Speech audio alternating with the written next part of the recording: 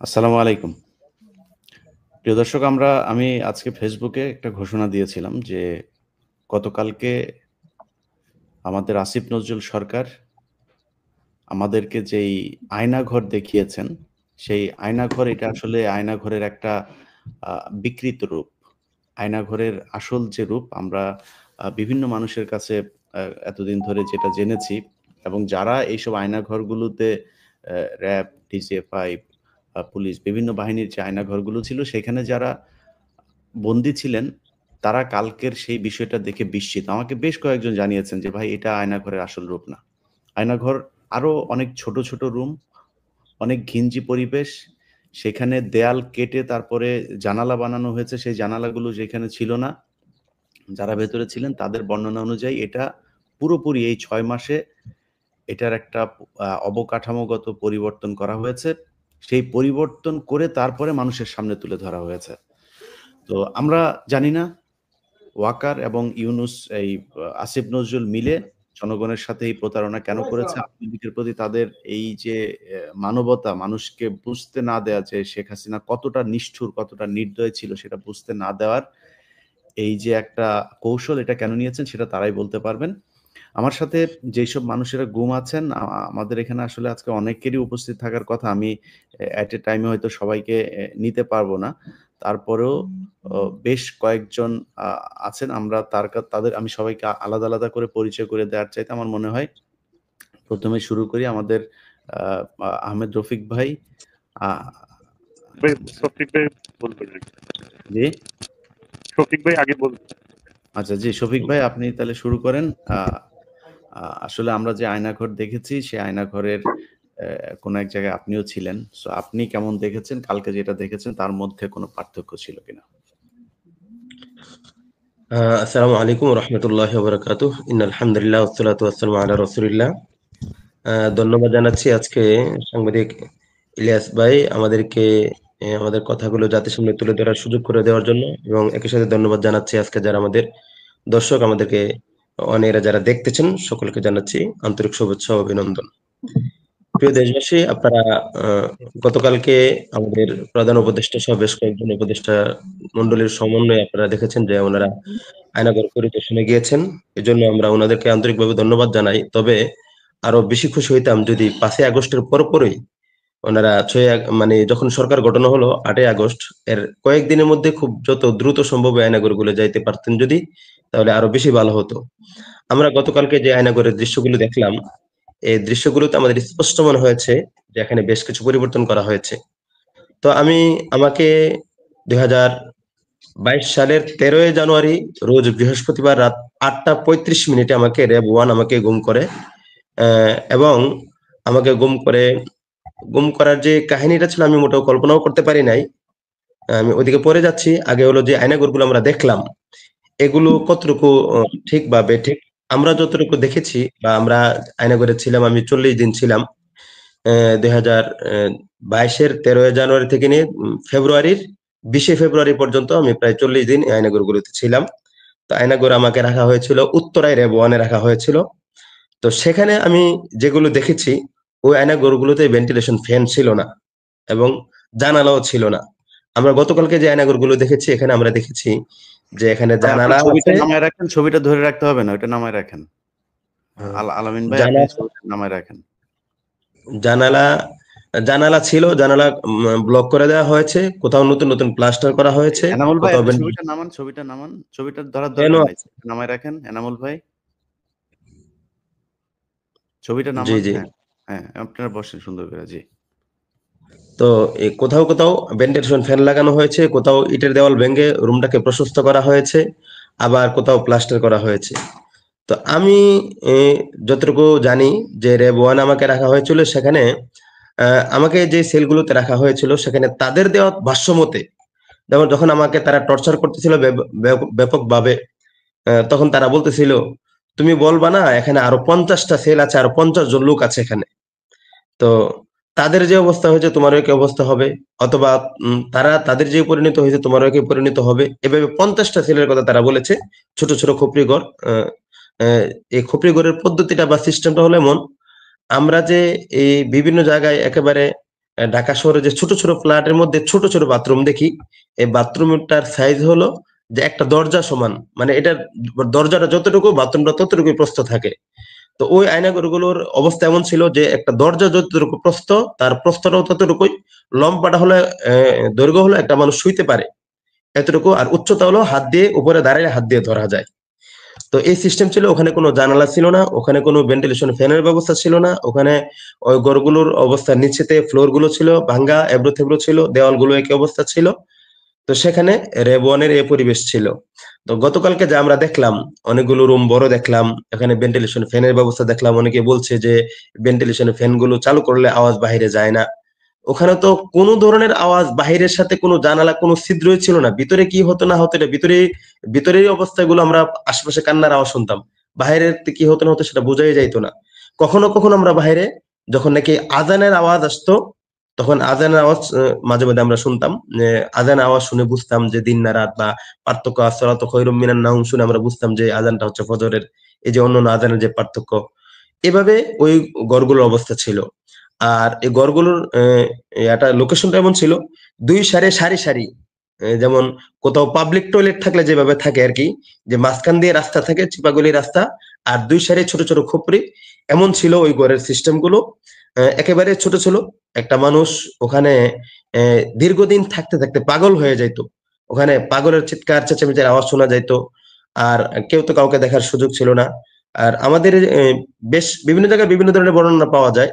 আমাদের আয়নাঘরগুলো যেগুলো ছিল, আমরা যে সেলগুলোতে ছিলাম সেখানে বাথরুম আমাদের রুমে ছিল না, বাথরুম পাশেই ছিল। সেখান থেকে বাথরুমের জন্য প্রয়োজন পড়লে তাদেরকে বারবার অনুরোধ করলে, ডাকাডাকি করলে তখন তারা ছেলে নিয়ে যেত। আবার বাথরুমের ব্যবস্থাটা এমন ছিল, খোলা দরজা খোলা রাখতে হবে, ওখানে দরজা লাগানো যাবে না বা আটকানো যাবে না, সেই অবস্থায় ছিল। তো একটা মানুষ কি ধরনের বিব্রতকর পরিস্থিতির মধ্যে পড়লে মানে কিছু করার থাকে না সেখানে, সেটা ইচ্ছা করেই করতাম বা বাধ্য হয়ে করতাম। সেখানে তারা বাথরুমের সামনে দাঁড়ানো থাকতো, আর ওখানে বাথরুম সারতে হইতো, সময় দেওয়া হতো 1 মিনিট 1.5 মিনিট 2 মিনিট। আবার কখনো টাইম ওভারও হয়ে গেলে ভিতরে ঢুকেই ওখানে এই অবস্থায় পিটানো শুরু করতো, হাতে লাঠি, সবসময় তারা দাঁড়ানো থাকতো। তো এই অবস্থা ছিল সেখানে। আর সবসময় তো প্রহরীরা এরকম তাদের যে কারারক্ষী যারা ছিল বা আয়নাঘরের রক্ষী যারা ছিল, তারা লাঠি নিয়ে থাকতো। আমাদের 2 হাতে সবসময় হ্যান্ডকাপ পরানো থাকতো। এই হ্যান্ডকাপের কারণে আমাদের এই পশমগুলো একেবারে খালি হয়ে গেছিল, আর এগুলো প্রতিনিয়ত কাটার মতো দাগ হয়ে যেত, কখনো কখনো রক্ত আসতো এই 2 হাতে যখন নাকি একসাথে হ্যান্ডকাপ লাগানো থাকতো। আর চোখ বাঁধা থাকতো, সবসময় চোখ বাঁধা থাকতো, মোটা প্যান্টের কাপড় দিয়ে চোখ বাঁধা থাকতো, 24 ঘন্টায় চোখ বাঁধা থাকতো। কখনো কখনো তারা ডাইকা আইসা এভাবে কাছে নিয়ে ডাকতো, এদিকে আয়, খুব আস্তে আস্তে আসার পরে হাতে এভাবে হাতে হাত ঢুকায় দেখতো যে এটাকে আমরা লুজ করে ফেলছি কিনা, বা তোমার লুজ হয়ে গেছে কিনা, বা এখানে কোনো কিছু দেখে ফেলছি কিনা। এভাবে তারা টানাটানি করতো আর দেখতো যে এটা টাইট আছে না লুজ হয়ে গেছে। প্রায় সময় ডাইকা নিয়ে আবার কাছে নিয়ে পিছন দিক থেকে তারা খুব শক্ত করে বেঁধে দিত। তো পরিবেশগুলো এমন ছিল যে ওখানে এক তো হাত সবসময় বাঁধা, আর ছোট্ট ঘর, ছোট্ট, এর কোনো আলো বাতাসের ব্যবস্থা নেই, লাইটের ব্যবস্থা নেই, ফ্যানের ব্যবস্থা নাই। আর শক্ত করে মাথা বাঁধা থাকার কারণে মাথা প্রচন্ড ব্যথা হয়ে যাইতো। এই মাথা প্রচন্ড ব্যথার কারণে অনেকে চিৎকার করতো। মাথা শক্ত করে বাঁধার কারণ ছিল যেন দ্রুত পাগল হয়ে যায়। আর এমনি আহ, আমার ক্ষেত্রে আমি জানি না অন্যদের ক্ষেত্রে এমন হয়েছে কিনা, আমার ক্ষেত্রে আমার জন্য যে উম কেন জানি তারা আমার ক্ষেত্রে বিশেষ শাস্তি নির্ধারণ করলো, আমাকে তারা ঘুমাইতে দিবে না। প্রথম 2-3 দিন তারা ঘুমাইতে দিলেও লাগাতার 36 দিন আমার ঘুমের উপর নিষেধাজ্ঞা ছিল। দাঁড়ায় থাকতে হবে, বসা যাবে না, শোয়া যাবে না, ঘুমানো যাবে না। তো লাগাতার 36 দিন দাঁড়ায় থাকাটা আমার জন্য কতটা কষ্টকর ছিল। প্রথম 2-3 দিন সেটা কিছুটা স্বাভাবিক থাকলেও, বা প্রথম 2-3 দিনই আমার অবস্থা খুব খারাপ হয়ে গেছিল। আমি খুব চিৎকার চেঁচামেচি করতাম যে আমার মেরুদণ্ড ফেটে যাবে, এমন এক অবস্থা হয়ে গেছে। আমি তাদের কাছে অনেক কান্না করেছি, অনেক অনুনয় করেছি, অনেক হাতে পায়ে ধরেছি, অনেক রিকোয়েস্ট করেছি যেন আমাকে ব্যথার ট্যাবলেট দেয়, আমাকে যেন শোয়ার ব্যবস্থা করে, আমাকে যেন শুইতে যেন বাধা না দেয়। কিন্তু কথা একটাই, উপরের নির্দেশ, শোয়া যাবে না, স্যারের নির্দেশ, বসের নির্দেশ, শুইলে আমাদের চাকরি থাকবে না, তোকে শুইতে দেওয়া হবে না, ইত্যাদি ইত্যাদি অনেক কিছুই। তো ওখানে যে একটা দিন পার করা ছিল আমাদের জন্য একটা বছরের চেয়েও বেশি কষ্টকর ছিল। একটা মুহূর্ত পার করা মানে আমাদের এই সেটা 36 দিন কি আপনি মানে ছিলেন, দাঁড়ায় থাকতে পারছিলেন নাকি? পারা তো যায় না সেটা, মানে ওই আমরা বাধ্য থাকতাম। কখনো কখনো মানে তারা যে আসা যাওয়া করতো বোটের আওয়াজে বুঝতে পারতাম। কখনো কখনো তারা একটু দূরে সরলে তারাও তো ডিউটির ক্ষেত্রে পুরোপুরি মানে কখনো কখনো একটু লুজ হয়ে গেলে বা তারা একটু দুর্বল হয়ে গেলে অথবা ডিউটিতে একটু দূরে গেলে তখন একটু বসে যাওয়ার চেষ্টা করতাম। কিন্তু যখনই আবার তারা আসতে তখনই দাঁড়ায় যেতাম, তাদের সামনে আমি বসতাম না, তাদের সামনে বসার চেষ্টা করতাম না তারা, কারণ তাদের সামনে বসলে তারা পিটানোর জন্য লাঠি নিয়ে আসতো, তো পিটা দিত। আর পিছন দিক দিয়ে হাত আবার সামনে দিয়ে হাত বাঁধা ছিল, এটাকে পিছন দিক দিয়ে বাইদা উপরে ঝুলাই রাখার করতো, লোহার মধ্যে উপরে ঝুলাই রাখার জন্য এভাবে করতো। আর কখনো কখনো যখন নাকি কান্না করার চেষ্টা করতাম, মোনাজাত করার চেষ্টা করতাম, তখন মোনাজাতের মধ্যে আওয়াজ হলে ডিস্টার্ব করতো, তেলাওয়াত করতে চাইলে তেলাওয়াতে আওয়াজ হলে ডিস্টার্ব করতো, নামাজ পড়তে চাইলে কখনো দিনে রাতের মধ্যে নামাজের মধ্যে যদি একটু আওয়াজ হইতো তখন আইসা মানে লাঠি নিয়ে দরজার মধ্যে এই আওয়াজ করতো, আর বলতে আওয়াজ করা যাবে না, আওয়াজ করলে মারতে হবে, আওয়াজ করলে নামাজ পড়া যাবে না। এভাবে এই পরিবেশ তৈরি করে রাখা হয়েছিল। আর যখন রিমান্ড মানে যখন ওখান তো রাখার জায়গা, ওখান থেকে যখন নাকি জিজ্ঞাসাবাদের জন্য নিয়ে যাওয়া হয়তো, আমি জানি না কোথায় নিয়ে গেছে, সম্ভবত রেভ হেডকোয়ার্টারে নিয়ে যাওয়া হয়তো, আমাকে ওখান থেকে বের করা হয়তো, বের করে একটা গাড়িতে ওঠানো হয়তো, গাড়িতে অনেকক্ষণ চলার পরে সেই গাড়ি আবার থামতো, আবার ওখান থেকে বের করা হয়তো। তারপর সেখানে বিভিন্ন ধরনের টর্চার রুম, টর্চার চেয়ার, তারপরে টর্চার টেবিল, এগুলোর সামনে তারা বিভিন্ন ফোর্স সহ অনেক মানুষ দাঁড়ায় লাঠি নিয়ে একবার আমাকে চেয়ারের মধ্যে বাঁধলো, তারপরে বাঁধার পরে আমাকে বিভিন্ন কিছু জিজ্ঞেস করে, আমার চোখের মধ্যে টিস্যু দিয়ে আটকাই দিল, বিভিন্ন কিছু জিজ্ঞেস করলো, অনেক কিছু জিজ্ঞেস করলো, জিহাদ কত প্রকার, জিহাদ কি, আমি জঙ্গি সংগঠনের সাথে জড়িত কিনা, কোন কোন সংগঠনের সাথে জড়িত, ইত্যাদি অনেক তথ্যই নাকি তাদের কাছে আছে। আমি বললাম আপনাদের কাছে যদি তথ্য থেকেই থাকে তাহলে আমাকে জিজ্ঞেস করছেন কেন? পরে বলতেছে যে আমরা তোর কাছ থেকে শুনতে চাই, তোর কাছে তুই কি জানোস, আমরা জানি তুই অনেক কিছু জানোস, তোকে আমরা অনেক দিন যাবত ফলো করি, এই করি সেই করি, অনেক কথা। তখন আমি বললাম দেখেন আমার মাদ্রাসা পূর্বাচলে, আমি যদি এই জাতীয় কোনো কর্মকাণ্ডে জড়িত হইতাম, আমার ফেসবুক আইডি আপনারা খুঁজেন দেখেন আমার ফেসবুকে কোনোদিন আমি এই জাতীয় কোনো পোস্ট করেছি কিনা, কোনো পোস্টার, কোনো ভিডিও, কোনো কিছু শেয়ার করেছি কিনা। তারপর আমি আমার মাদ্রাসায় মাহফিল করেছি শেখ আহমদুল্লাহ কিনে সুন্নাহ ফাউন্ডেশনের। আমি যদি অন্য কোনো মতাদর্শে আদর্শবান হইতাম তাহলে তো আমি শেখ আহমদুল্লাহকে না নিয়ে এই জাতীয় বক্তব্য যারা দেয় তাদেরকে নিয়ে আমি কথা বলাইতাম, তাদেরকে নিয়ে অনুষ্ঠান করাইতাম। আমি অনেক কিছু করে তাদেরকে বোঝানোর চেষ্টা করেছিলাম। আমার প্রথম বাচ্চা হয়েছে, তখন আমার বাচ্চার বয়স ছিল মাত্র 50 দিনের মতো, সেই অবস্থায় আমাকে গুম করা হয়। গুমের আগের পরিবেশগুলো অত্যন্ত মানে খুব ক্রিটিক্যাল একটা পরিবেশ ছিল। আমাকে যখন গুম করা হয় তখন ঢাকা মোহাম্মদপুর আমি একটা কাজে গিয়েছিলাম, মাদ্রাসায় একটা কাজে গিয়েছিলাম, সেখান থেকে ফেরার পথে রাত 8টা 35 মিনিটে 13ই জানুয়ারি 2022 সালের রাত 8টা 35 মিনিটে রোজ বৃহস্পতিবার আমি রিক্সা থেকে নামছি, কৃষি মার্কেট, মোহাম্মদপুর কৃষি মার্কেট আলিফ বাস কাউন্টারে নামছি, আলিফে বাস কাউন্টার থেকে বাসে উঠে আমি কুইরেল বিশ্বরোড হয়ে পূর্বাচলে আসবো। তো সেখান থেকে হঠাৎ করে দেখছি যে এলাকার লাইট গুলো অন্ধকার, কেন জানি লাইট গুলো জ্বালানো না, লাইট গুলো বন্ধ হয়ে আছে। এক লোক এসে আমাকে জিজ্ঞেস করলো, ভাই আপনি কি মুফতি শফিকুল ইসলাম, পূর্বাচল মাদ্রাসার প্রিন্সিপাল? আমি বললাম জি আমি শফিকুল ইসলাম। আমি ভাবছি হয়তো ফেসবুকে অনেকেই দেখে বক্তব্য শুনে বা অনেকেই জানে, ওই হয়তো এই দিক থেকে হয়তো জিজ্ঞেস করেছে। একথা বলতে আমাকে কয়েকজন ঘিরে ফেলে আর বলে যে আমরা, তখন তারা র্যাবের লোক পরিচয় দেয় না, তখন বলে যে আমরা ডিবির লোক, সোজা এই গাড়িতে উঠ নতুবা এখনই ব্রাশ ফায়ার করবো বা শুট করবো। তো আমি বিষয়টা বুঝতে পারছি যে আসলে তারা আমার বড় ধরনের কোনো ক্ষতি করে ফেলবে। গাড়িতে ওঠার সাথে সাথে আমার ফোন নিয়ে যায়, ফোন নিয়ে আমার ফোনকে ফ্লাই মোড করে ফেলে। তখন আমি তাদেরকে জিজ্ঞেস করলাম আপনারা কারা? তখন তারা বলতেছে যে আমরা যে প্রশাসনের লোক, তোর সন্দেহ হয় কিনা? আমি বললাম আপনার যে প্রশাসনের লোক এর পরিচয় কি? তখন তারা দুইটা পরিচয় আমার সামনে তুলে ধরে। একটা পরিচয় হচ্ছে একজনের কার্ড দেখায় সে যে র্যাব 1-এর লোক, একটা বিষয়। আর 2 নম্বর বিষয় হলো যে তারা আমার পরিবারের পরিচয় দিতে থাকে, আমার বাড়ি কোথায়, আমার ছোট ভাই কি করে, আমার বাবা কি করে, আমাদের ব্যবসা বাণিজ্য কি আছে, ইত্যাদি ডিটেলস বলতে থাকে। তখন আমি বুঝতে পারলাম যে তারা প্রশাসনের লোক। তখন আমি জিজ্ঞেস করলাম আমাকে কেন নিয়ে আসছেন বা কোথায় নিয়ে যাচ্ছেন? তখন বলছে যে টেনশনের কোনো কারণ নাই, আমরা 2-3 ঘন্টা তোমার সাথে কথা বলবো, তো তারপরে তোমাকে দিয়ে আসবো। আমি বললাম দেখেন আমার বাবা খুবই অসুস্থ, গতকালকে রিপোর্ট আসছে করোনা পজিটিভ, উনি বাইরে যাওয়ার কথা ছিল, দুবাই যাওয়ার কথা ছিল, ফ্লাইট মিস হয়ে গেছে। আমার বাবা বৃদ্ধ মানুষ, ওনাকে জানান যে আমি প্রশাসনের কাছে আছি, আপনাদের কাছে আছি, ওনাকে জানান, তারপরে আপনারা যা করেন করেন। তখন তারা বললো যে না কোনো অসুবিধা নেই, তোমাকে 2-3 ঘন্টা পরে আমরা মাদ্রাসায় দিয়ে আসবো, আর সেটা জানানোর প্রয়োজন পড়বে না, আর যদি জানানোর প্রয়োজন পড়ে আমরা সেটা জানাবো। তো আমি তাদের কাছে এই কথাগুলো বলতেছিলাম, এর মধ্যে কিছুক্ষণ পরে তারা একজন বলতেছে স্যার চশমা পরিয়ে দিব, একথা বলে একজন আমার মানে চোখ বেঁধে ফেলে। আর এভাবে চলতে থাকে, গাড়ি কোথায় যেন চলছে আমি জানি না। এভাবে চলতে চলতে এক পর্যায়ে ফোনে একজনকে বলতেছে মামা নিয়ে আসতেছি, তোমার মেহমানদারির ব্যবস্থা করো, মামা নিয়ে আসতেছি মেহমানদারির ব্যবস্থা করার কথা। তারা ফোনে বলতেছে আর এতে করে আমি বুঝতেছি হয়তো আমাকে আমার উপর তারা ব্যাপক টর্চার করবে, যেহেতু তারা প্রশাসনের পরিচয় দিয়েছে। তখন আমাকে কোথায় যেন নিয়ে যায়, গাড়ি থেকে থামানো হয়। তারপরে সেখানে গাড়ি থেকে নামানোর পরে একজন আমাকে বলতেছে, সামনে চলো, সামনে চল, উপরে। এভাবে করতে করতে দোতলায় নিয়ে যায়। সেখানে আমার গায়ের যে পোশাক ছিল, দোতলায় নিয়ে আমাকে প্রথমে সার্চ করা হয়।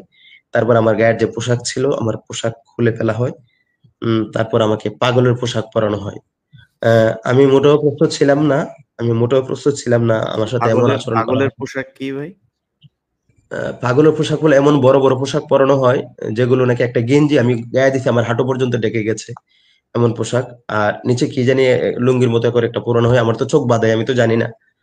তো তারপরে যখন নাকি আমি ভিতরে, আমাকে নিয়ে যখন রাখা হলো, যাচ্ছি আস্তে আস্তে সামনে যাচ্ছি, যখন আমাকে পাগলের পোশাক পরানো হয়, কিছুক্ষণ পরই আমাকে বলতেছে যে কোনোভাবেই দেখার চেষ্টা করবি না, যদি দেখার চেষ্টা করো দুইটা চোখ খুলে ফেলবো। আমি এতে করে অনেক ভয় পেয়ে যাই যে তারা আসলে আমার চোখ খুলে ফেলবে। আর তাদের ব্যাপারে আমার যতটুকু আমাদের বিভিন্ন কাহিনী, বিভিন্ন বর্ণনা থেকে জানাশোনা, তারা এমনটা করতেই পারে, অসম্ভব কিছু না। প্রথমে যেহেতু আমাকে শুট করার কথা বলেছে, আমি আচ্ছা, কোনোভাবে দেখার চেষ্টা করি। এভাবে মানে কিছুদিন যাওয়ার পরে আমি নিজ দিক, এই যে এদিকে বাঁধার পরও নিজ দিয়ে হালকা হালকা দেখা যায়, তখন তো আমি বুঝি আমার গায়ের পোশাক কেমন। এমনকি খাওয়ার সময় এগুলো নিজে দেখা যেত। তো এভাবে আমাকে চোখ খুলে ফেলার কথা বলা হয়। তারপর আমাকে নিয়ে এক রুমের মধ্যে রাখে, শীতের দিন, একেবারে কনকনে ঠান্ডা শীতের দিন। তো সেখানে এই শীতের দিনে এ আ ছোট্ট পাতলা যে কম্বলগুলো মানুষ রেল স্টেশনে গায়ে দিয়ে শুয়ে থাকে, এভাবে ২ টা কম্বল দেওয়া হয়, একটা নিচের জন্য আরেকটা উপরের জন্য। আমাকে বলতেছে, "এই রুমে ঢুক।" এই কথা বলেই ছোট্ট এক রুমে ঢুকায় আমাকে লক করে ফেললো। আর তারপরে এই আচ্ছা। ২ টা কম্বল দিল, শুয়ে থাক। এরপরে ওইখানে কতদিন ছিলেন? এখানে আমাকে ৪০ দিন রাখা হয়েছিল।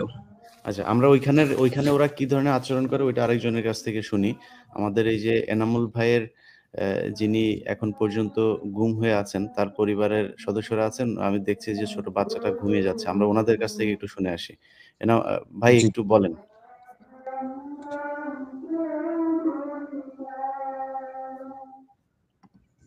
ইলিয়াস ভাইরে অনেকদিন যাবতই খুঁজতেছি, কিন্তু আল্লাহ আমার মনে হয় সেটা পূর্ণ করছে যে আমার ভাইয়ের গুমের বিষয়টা যদি ইলিয়াস ভাইরে জানাইতে পারতাম তাহলে হয়তো মনটা সান্ত্বনা দিতে পারতাম। এই যে একটু একটু ছোট ছোট একটু দুইটা একটু বাচ্চা আছে একটু আমার, জোরে একটু জোরে কথা বলেন ভাই, হ্যাঁ? বলেন। ওই যে দেখতেছেন, এই ওইটা ছেলে ছোট, আলামিন ভাইয়ের ছোট ছেলে, আর ওইটা মেয়েটা আলামিন ভাইয়ের বড়। আলামিন হুম, ভাই আমার আপন চাচাতো ভাই এবং আমার আপন ছোট ভগ্নিপতি। হুম, সে গাজীপুর দীর্ঘ 17 বছর একটা মাদ্রাসার প্রিন্সিপালের দায়িত্ব পালন করতেছেন। গাজীপুর জয়দেবপুর থানা ছত্তর বাজার আসসালামু আলাইকুম। সংলগ্নে ঈদগাহ মাঠ। ওখান থেকে জানুয়ারি 30 তারিখ 2023 রাত 10টায় আনুমানিক তারে ডিবির পরিচয়ে উঠায় নিয়ে যায়। নিয়ে যাওয়ার পরে এর 10-12 দিন আগে ওই এলাকা থেকে ফখরুল নামে আরো, ফখরুলের ছেলে আরো 4 জন, মোট 6 জন রে র্যাপ 1 সিটিডিসি উঠায় নিয়ে গেছে। কাউন্টার টেরোরিজম সিটিডিসি উঠায় নিয়ে গেছে। তখন আমার বাইরে যেদিন গ্রেপ্তার করা হয়, এদিন বলতেছে যে কিছুদিন আগে যে কয়েকজনকে গ্রেপ্তার করা হয়েছে এদেরকে আপনি চিনেন? পরে বলতেছে হ্যাঁ চিনি। তো এদের সামনে নিয়ে কিছু জিজ্ঞাসাবাদ করব, পরে এসে আপনাকে দিয়ে যাব। পরে এই কথা বইলা নিয়ে গেছে গা। তো পাশের রুমে যে আরেকজন শিক্ষক ছিল তারে সাপিটে বুঝাইয়া দিতে গিয়া তখন ওই শিক্ষকে জিজ্ঞাসে যে আপনারা কারা? পরে কইতেছে আমরা ডিবির লোক। পরে এই কথা বইলা কিন্তু নিয়ে গেছে। নিয়ে যাওয়ার পরে আমরা সকালে থানায় গেছি। যাওয়ার পরে থানার ওসি সাহেব তো দেখা করেই না।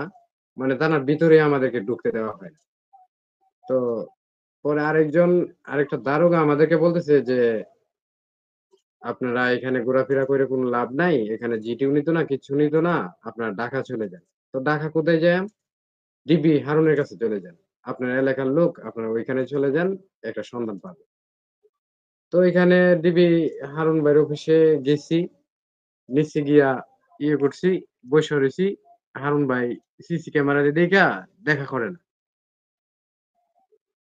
বলতে দেবে না। দেখা করে না, বুঝছেন ভাই? পরে দীর্ঘ ৩ ঘন্টা সময় কাটানোর পরে হারুন ভাইয়ের ছোট ভাই জিয়ার এখানে গেলাম। জিয়া কইতেছে তো এটা খুব সেনসিটিভ বিষয়, সিটিডিসির বিষয়, এটা তো এভাবে কোনো কিছু বলা যায় না। তবে বিকালে ৫০,০০০ টাকা পাঠায় দিয়েন, আমি একটা তথ্য দিমুনে। তো এই কথা বইলা কিন্তু আমাদেরকে বিদায় করে দিছে। পরে আমরা বিকেলে ৫০,০০০ টাকা নিয়েও গেছি। পরে আর দেখা করে না। দেখা না করলে কিংবা ঘুরতেছি, বিভিন্ন জায়গায় যাইতেছি। হারুন ভাই শ্বশুর এইখানে গেছি। ডিবি হারুনের শ্বশুর সুলেমান কাকা হাতিরঝিল থাকে। ঢাকা মহানগরের সভাপতি ছিল হাতিরঝিল। তার কাছে গেছি আমি ৩ বার। গিয়ে যখন আমি কান্নাকাটি করি, তবু হারুন ভাইয়ের কাছে ফোন দেয়। বুঝছেন? এই নিয়ে জি। অনেক যা ওইখানে গেছি। স্বরাষ্ট্রমন্ত্রী পর্যন্ত গেছি। স্বরাষ্ট্রমন্ত্রীও কথাটা আমাদেরকে এলাও করেন। বলতেছে, "তোমার ভাই যদি অপরাধী না হয় তাহলে তাকে ছেড়ে দেওয়া হবে।" আই আমার ভাইয়ের ছবিটা তো দেখছেনই, এই যে। তো ছেড়ে দেওয়া হবে। এরপরে এই গেলাম ইয়েতে, এই ১ মাস ৭ দিন পরে আমাদের জিটিটা নিছে জনপ্রশাসন মন্ত্রীর একজনের লোকের চাপে পইড়া আমাদের জিটিটা নিছে ১ মাস ৭ দিন পরে। ১ মাস ৭ দিন পরে নেওয়ার পরে মোবাইল ট্যাগ করছে। ট্যাগ করে বলতেছে যে, "আপনারা ওই মিন্টো রোডে সবজি বাজারে জামিয়া মসজিদের আশেপাশে গিয়া ওই ছবিটা দেখান আর একটু খোঁজাখুঁজি করেন।" তো ওইখানে গেছি, গেলে অর্থাৎ দেখাইছে তো সিটিডিসির ভিতরে, লোকেশনটা দেখাইছে সিটিডিসির ভিতরে, কিন্তু আমাদেরকে সরাসরি এখানে না বইলা আশেপাশে আমাদেরকে ঘুরাইতেছে। এরকম ভাবে ২ বার ট্যাগ করছে, আরেকবার কইতেছে মালিবাগ দেখায়।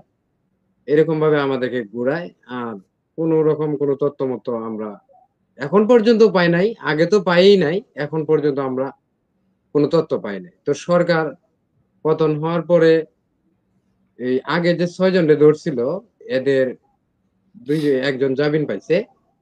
সরকার পতন হওয়ার আগেই একজন জামিন পাইছে। পরে পতন হইলে বাদবাকিরা সবাই জামিন পাইছে। তো ১ নাম্বার আসামি যে, এদেরকে একটা মামলা দিছে। হরকাতুল জিহাদ হুজি সংগঠনের একটা মামলা দিছে। মামলা দিয়ে এদেরকে ১২ দিন পরেই কিন্তু কারাগারে পাঠায় দিছে। তো ১ নাম্বার আসামি যে ফখরুল ভাই, উনার আমার ভাইয়ের মাদেশার ১ কিলোমিটার দূরে তো তার বাড়িটা। উনার যখন জামিন পাইছে তখন উনার সাথে সাক্ষাৎ করলাম। উনি কইতেছে যে, "আলামিন হুজুরে অনেক মাইর-ধর করছে। অ্যা ১ম দিন যেদিন ধরে নিছে এর পরের দিনেই তার পায়ের তলার মধ্যে ২০০ বাড়ি দিছে। একটা কমও দিছে না, একটা বেশিও দিছে না। বাড়ি দিছে ইএসসি ইশতেক আহমেদ। আর গ্রেপ্তার করার সময় ছিল Tohidul Islam Sumon, CTDC, sub inspector Tohidul Islam Sumon, sub inspector Moniruzzaman, হ্যাঁ? আর এদের এই এসি ইশতেক আহমেদের তত্ত্বাবধানে আমার ভাইকে গ্রেপ্তার করা হয়। তো এই এসি ইশতেক আহমেদে একটা বাড়ি কমও দেয় নাই, ভাই বেশিও দেয় নাই। পাক্কা ২০০ বাড়ি দিছে। বলছে, "মুখ খুল, তোর কোনো কি আছে? হ্যাঁ?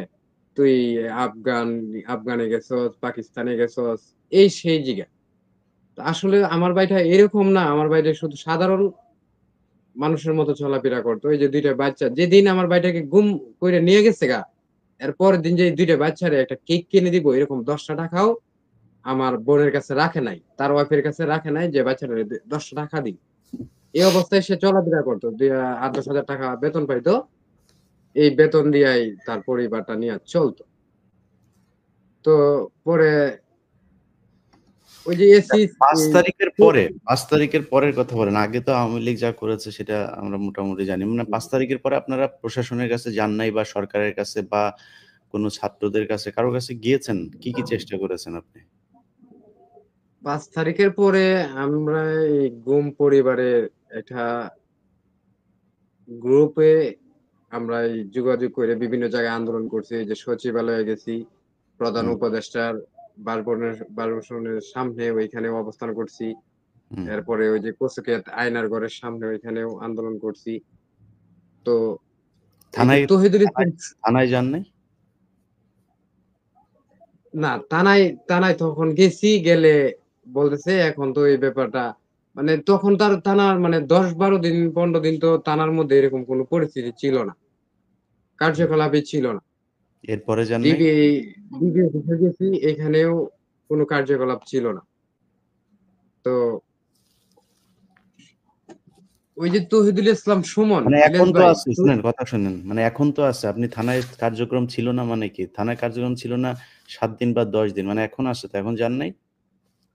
এখন আমরা এই আন্তর্জাতিক ট্রাইব্যুনালে এই যাওয়ার জন্য চেষ্টা করতেছি। মানে চেষ্টা করতেছেন? গতকাল, জি, জি। চেষ্টা করতেছেন কেন? মানে আগে করেন নাই কেন? এতদিন করেন নাই কেন? আগেও আমরা এই গুম পরিবারের সবাই মিলে একটা অভিযোগ দিছি। জার্জির একটা লিখিত একটা অভিযোগ দিছি আমরা। কোথায়? কোথায়? আন্তর্জাতিক ট্রাইব্যুনালে ওইখানে গেছি আমি।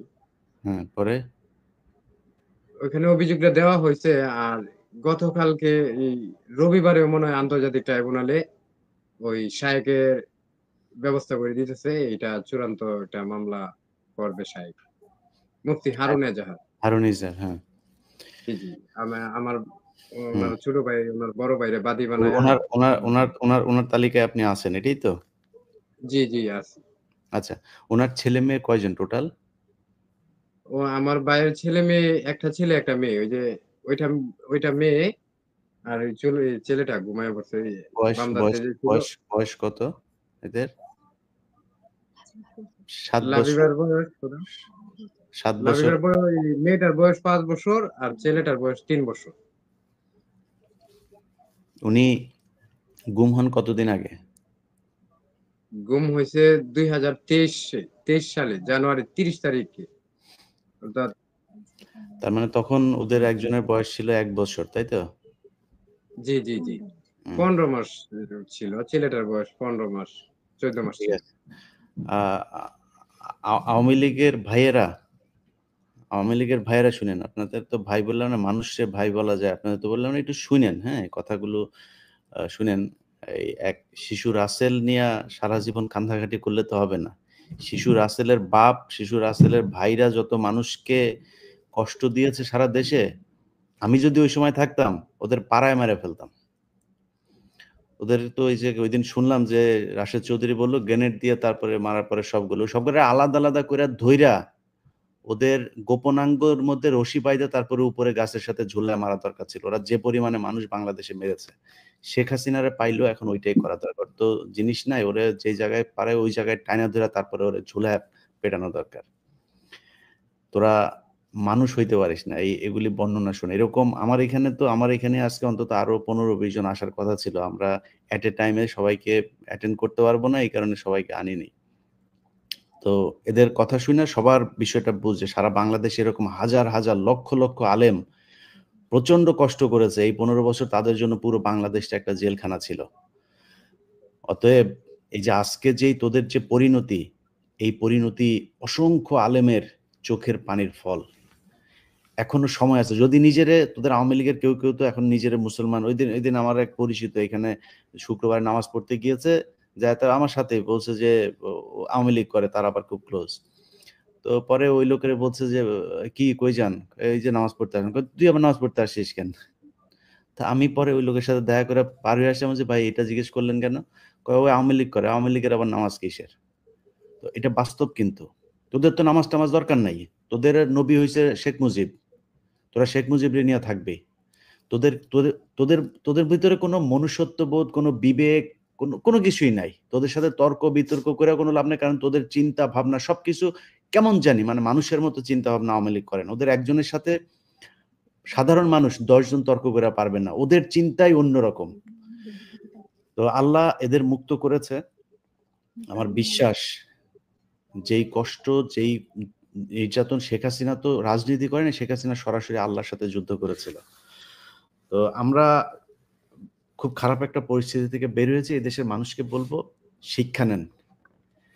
আল্লাহর সাথে যুদ্ধ করার ফলাফল ভালো হয় না। কিছু জায়গায় নিজের মিনিমাম নীতি নৈতিকতা বোধ এগুলো ঠিক রাখা দরকার।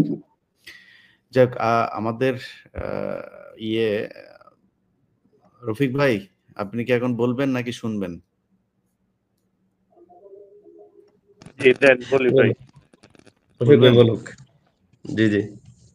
বলেন।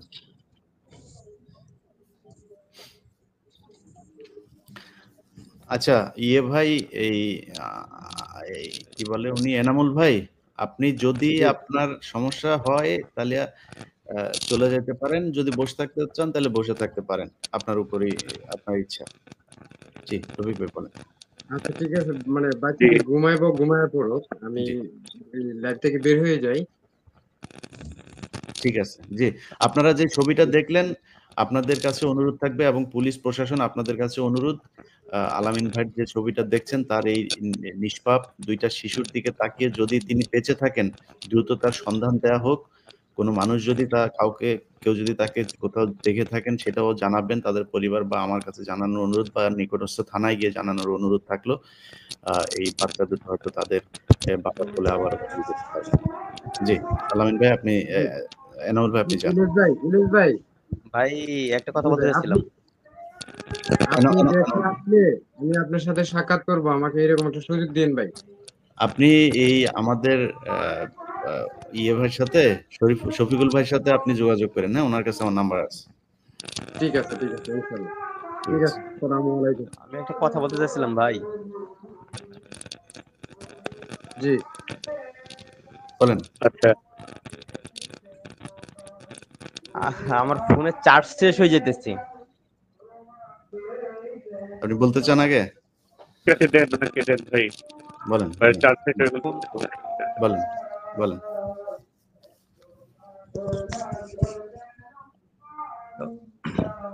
আমার নাম সোহেল রানা। আমার হোম ডিস্ট্রিক্ট শেরপুর, ঝিনাইগাতি জেলা। শেরপুর জেলা, ঝিনাইগাতি উপজেলা। গান আমাকে কার বাজে, সিঙ্গাপুরে ধরা হয়। গান কোথায় বাজে ব্যাকগ্রাউন্ডে? বাইরে মনে হয় ওয়াজ হইতেছে বোধহয় কোথাও, আমার মনে হয়, নাকি? আচ্ছা, জি, তাহলে মাইক থেকে সবাই যারা কথা বলতেছে না মাইকটা করে রাখবেন। সোহেল ভাইয়ের এখানে বোধহয় ওয়াজ হচ্ছে কোথাও, না? জি, আমার পাশে। ঠিক আছে, বলেন, আমি বুঝতে পারছি, জি বলেন। আমাকে আমাকে ধরা হয়েছে সিঙ্গাপুর থেকে। সিঙ্গাপুরে আমি 2 বছর ছিলাম। সিঙ্গাপুরে 2021 সালে 21শে জুন 21শে জুন মাসে আমাকে ধরা হয়। তো ধরার পরে 21 দিন রাখা হয় সিঙ্গাপুরে। সেখান থেকে পাঠাই দেয় দেশে। 2021 সালে 13ই জুলাই তো এয়ারপোর্টে আমাকে ধরা হয়। র্যাব র্যাব ধরে এয়ারপোর্ট থেকে বের করে আমাকে র্যাবের কালো গাড়িতে ওঠায়। সেখানে আমার চোখ বেঁধে ফেলে। চোখ বেঁধে হাতে হ্যান্ডকাপ লাগে, সিটের নিচে মাথা দিয়ে দেওয়ার পর বলতেছে যে তুই কোনো কথা বলবি না, চুপ থাক, কথা বললে তো তোকে মেরে ফেলবো। তো আমি আর কোনো কথা বলি না ভয়ে। তো গাড়িতে প্রায় 40 মিনিট আধা ঘন্টার মতো আমাকে নিয়ে যায়। নিয়ে যাওয়ার পরে একটা জায়গায় বলতেছে যে এই গাড়ি থামাও। পরে আমাকে নামাইছে, নামানোর পরে বলতেছে এই সোজা যাও। তারপরে বলতেছে সামনে সিঁড়ি আছে, আস্তে আস্তে পা উঠাও। বলতেছে ডানে যাও, বামে যাও, এইভাবে 2 তলায় নিয়ে গেছে। নিয়ে যাওয়ার পরে আমাকে ওই চোখ বাঁধা অবস্থায়, হাত বাঁধা অবস্থায় বলতেছে নে এই কাপড়গুলি পর। তো যা বুঝলাম আমি যে কাপড়গুলি হচ্ছে সম্ভবত লুঙ্গি আর গায়ের গেঞ্জি, ছেঁড়া ফাটা গেঞ্জি, গন্ধযুক্ত গেঞ্জি দিয়েছে, আমি পরছি সেগুলি। ভয়ে ছিলাম ওই সময়, তাদের সঙ্গে আর কোনো বাড়তি কথা বলিনি। তো ওই যেখানে রাখছে সেটা হলো উত্তরা র্যাব 6। উত্তরা র্যাব 6 এ রাখছে। আমি যেখানে ছিলাম শফিক ভাই সেখানে ছিল। আমি আর শফিক ভাই সামনাসামনি সেল ছিল।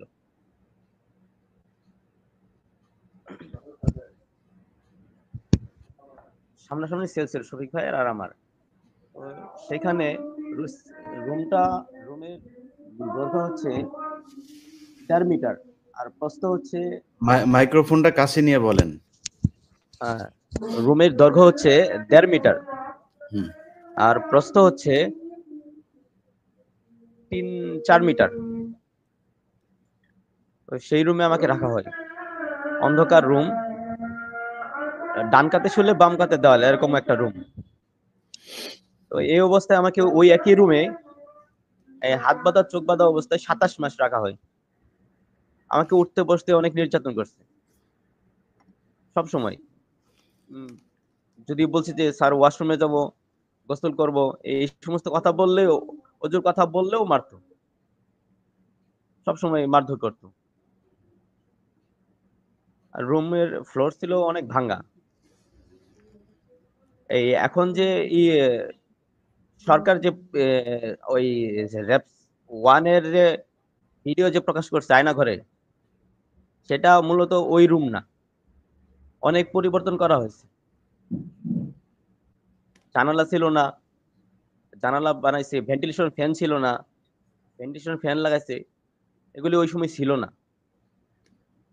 গরমের দিনে প্রচুর গরম লাগতো, শীতের দিনে কোনো শীতের কাপড় দিত না, 2টা কম্বল দিত পাতলা পাতলা, এই অবস্থায় রেখেছিল।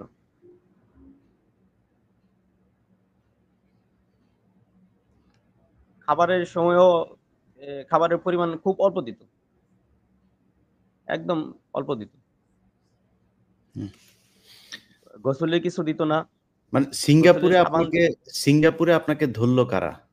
Singapore police? সিঙ্গাপুরে তারা পুলিশ পরিচয় দিচ্ছে আমাকে, হুম, কার্ড দেখাইছে, বলছে যে আমরা সিঙ্গাপুর পুলিশ। Singapore police. পরে তারা ধরে আপনাকে কি করলো? তারা ধরে আমাকে বলতেছে, তুমি থানায় চলো, তোমাকে কিছু জিজ্ঞেস করো, তারপর ছেড়ে দেবো, এই কথা বলছে। আচ্ছা, পরে তারপরে আপনাকে এয়ারপোর্টে নিয়ে এসে বাংলাদেশে পাঠিয়ে দিয়েছে? না, ওইখান থেকে 21 দিন রাখছে। 21 দিনে তারা আমাকে জিজ্ঞাসাবাদ করছে বিভিন্ন কিছু, বিভিন্ন সংগঠনের কথা বলছে, কিন্তু আমি এগুলো কিছু জানি না। ওগুলি সব কি সিঙ্গাপুরেরই লোক? জি। আচ্ছা, তারা বলছে বাংলাদেশ থেকে ইনফর্ম করা হয়েছে, এই জন্য তোকে আমরা ধরেছি।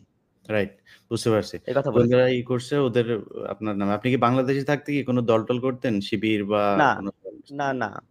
হুম। কোনো এমনি পলিটিক্স আমি করিনি। কোনো নামাজ পড়তেন? জি, নামাজ পড়তাম। ওকে।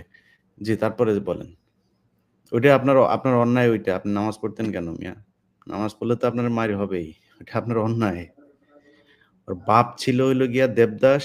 ওর বাপ এই মুসলমানদের প্রতি ওর বাপেরও চরম আক্রোশ ছিল। ওরও সে একই রকম। বলেন। সেখানে ওই আয়নাঘরে র‍্যাব 1 এ তারা আমাকে বিভিন্ন সময় বিভিন্নভাবে নির্যাতন করত। রাতের বেলা ঘুমাতে দিত না। হাতে হ্যান্ডকাপ লাগিয়ে পিছনে দিত। পিছনে হাত দিত যাতে রাতে ঘুমাতে না পারি। নামাজের সময় পিছনে হাত দিয়ে দিত। যদি আজানের সময় যদি বলতাম যে স্যার আমার ওযু করা লাগবে, নামাজ পড়বো, এই কথা বললেও মারতো। যাই হোক, অনেক নির্যাতন করতে, এরপরে কি সেটা বলেন। আপনাকে পরে তো ইয়েতে নিয়ে যাওয়া হয়েছিল। জি, তারপর ওইখান থেকে আমাকে র‍্যাব 6 খুলনাতে নিয়ে যায়। সে খুলনাতে নিয়ে যাওয়ার পর আমাকে বাথরুমে রাখছে। বাথরুমের ভিতরে খাওয়া, গোসল, নামাজ ওই সব এক জায়গায়। তারপর ওইখান থেকে আমাকে বাগেরহাটে চালান করে, মোল্লারহাট থানা থেকে।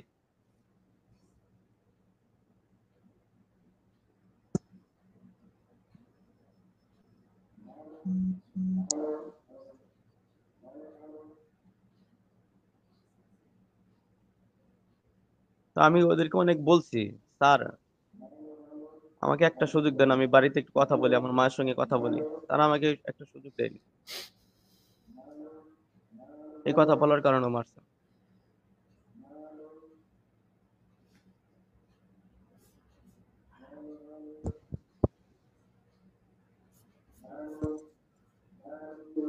আমি আর কথা বলতে পারতেছি না। তারপরে কি হয়েছে বলেন। আপনি এই শফিকুল ভাই, ওনাকে কি ইন্ডিয়া নিয়ে গেছিল? কাকে, ওনাকে নাকি?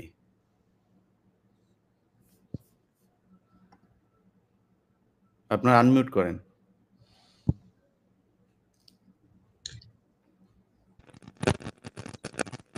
ইন্ডিয়া যাকে নেওয়া হয়েছে তার সাথে আমি আজকে কথা বলার যোগাযোগ করার চেষ্টা করেছি। আচ্ছা, উনি উনি এখনো ভয় পাচ্ছে যে উনি যদি লাইভে আসেন তাহলে ওনাকে আবারও ধরে নিয়ে যাবে, আবারও কিছু করবে, সে আশঙ্কা করছে, এজন্য লাইভে আসেন। আচ্ছা, ওকে। না, আমি মনে করছি বোধহয় এয়ারপোর্ট থেকে তাকেও মনে হয় ওইভাবে র্যাব ধরে নিয়ে তারপরে ইন্ডিয়া পাঠিয়েছিল। যে আচ্ছা, ভাই, রফিক ভাই আপনার কাছে যাই, বলেন। ভাই আমি বের হইলাম। হ্যাঁ, ঠিক আছে, চলবে। আসসালামু আলাইকুম। আসসালামু আলাইকুম। ইলিয়াস ভাই, আপনাকে ধন্যবাদ আজকের এই প্রোগ্রামের জন্য।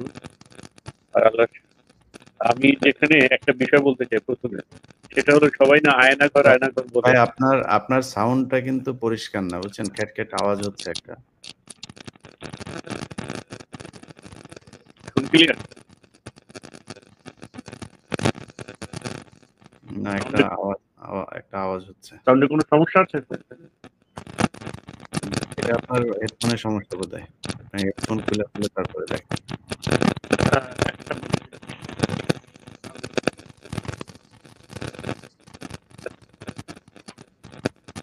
এখন ঠিক আছে ভাই?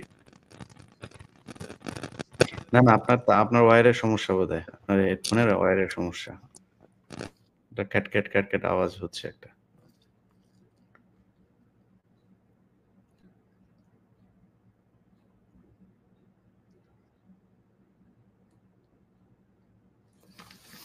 এই রফিক ভাই আর কিছু বলবেন?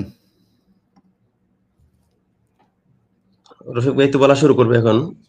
বলতে গিয়ে তো শফিক ভাই, আসলে ভাই অনেক কথা, মানে এত লম্বা কথা আসলে বলে তো বোঝানো যাবে না। সবচেয়ে কষ্টের বিষয় যে কয়েকটা বিষয় ছিল, এই বিষয়গুলো আমি শেয়ার করি রফিক ভাই আস্তে আস্তে। সবচেয়ে বড় কষ্টের বিষয় ছিল, হ্যাঁ হ্যাঁ বলেন। সবাই যে আয়নাঘর বলে, ঠিক আছে। আমার কাছে একটা তথ্য আছে, সেটা হলো আপনার হেডফোনের সমস্যা ভাই, বুঝছেন? আপনার হেডফোনের সমস্যা। আপনি হেডফোনটা খুলে ফেলেন, খুলে আপনি ফোনে কথা বলেন। খুলে ফেললে কথা স্বাভাবিক আসবে ইনশাআল্লাহ, সুন্দর হবে। এবার বলেন। যে এখন সাউন্ড নাই।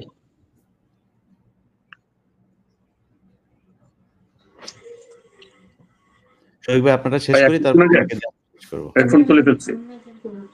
জি, এখন ক্লিয়ার আসে। এতক্ষণ কোনো সাউন্ডের সমস্যা হলো না। হ্যাঁ, এখন ঠিক আছে ভাই, এখন ঠিক আছে, বলেন। ভাই এখন শোনা যায়? হ্যাঁ, এখন ঠিক আছে, বলেন।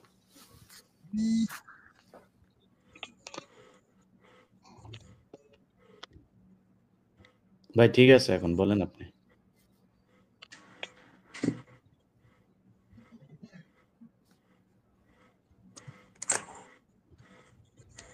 ভাই শোনা কি যাচ্ছে এখন? জি, শুনতে পাচ্ছি সবাই।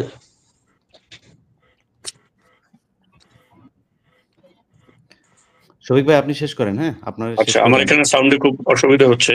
শফিক ভাই, আপনি বলেন। আচ্ছা, যে রফিক ভাই বলুক, হয়তো চলে আসবে। শফিক ভাই আপনি বলেন, আমাদের সময় নেই, বুঝছেন? কারণ অলরেডি 43 মিনিট হয়ে গেছে, আমাকে সময় নষ্ট করবে। আপনি বলেন। জি ভাই, জানা আসতে। তো সবচেয়ে বড় সমস্যা যেটা হলো সেটা হচ্ছে আমরা সময় বুঝতাম না যে দিন কখন রাত কখন। শুধু আজানের পার্থক্য, দিন রাত পার্থক্য করলেও কিন্তু টাইমিং সারাদিন আমি জানি যে দিন আছে, কিন্তু কয়টা বাজে এটা বুঝতে পারতাম না। এটা সবচেয়ে বড় সমস্যা। সবচেয়ে বড় কষ্ট লাগার বিষয় ছিল, আরো কষ্ট লাগার বিষয় ছিল, আমি ব্যক্তিগতভাবে মানে এই কষ্টটা পাইতাম, জানি না অন্য কেউ পাইতো কিনা। যে আমার কাছে মনে হতো যে এই যে চোখ বাঁধা, সারাক্ষণ অন্ধকার, যে আকাশ দেখতে কেমন, মানে আকাশের যে শুভ্রতা সাদা, এটা দেখার জন্য আমি পেরেশান থাকতাম। বা একটু যদি গাছ দেখতে পারতাম বা মানুষ দেখতে পারতাম, তারপর হচ্ছে গায়ে যদি একটু রৌদ্র লাগাইতে পারতাম।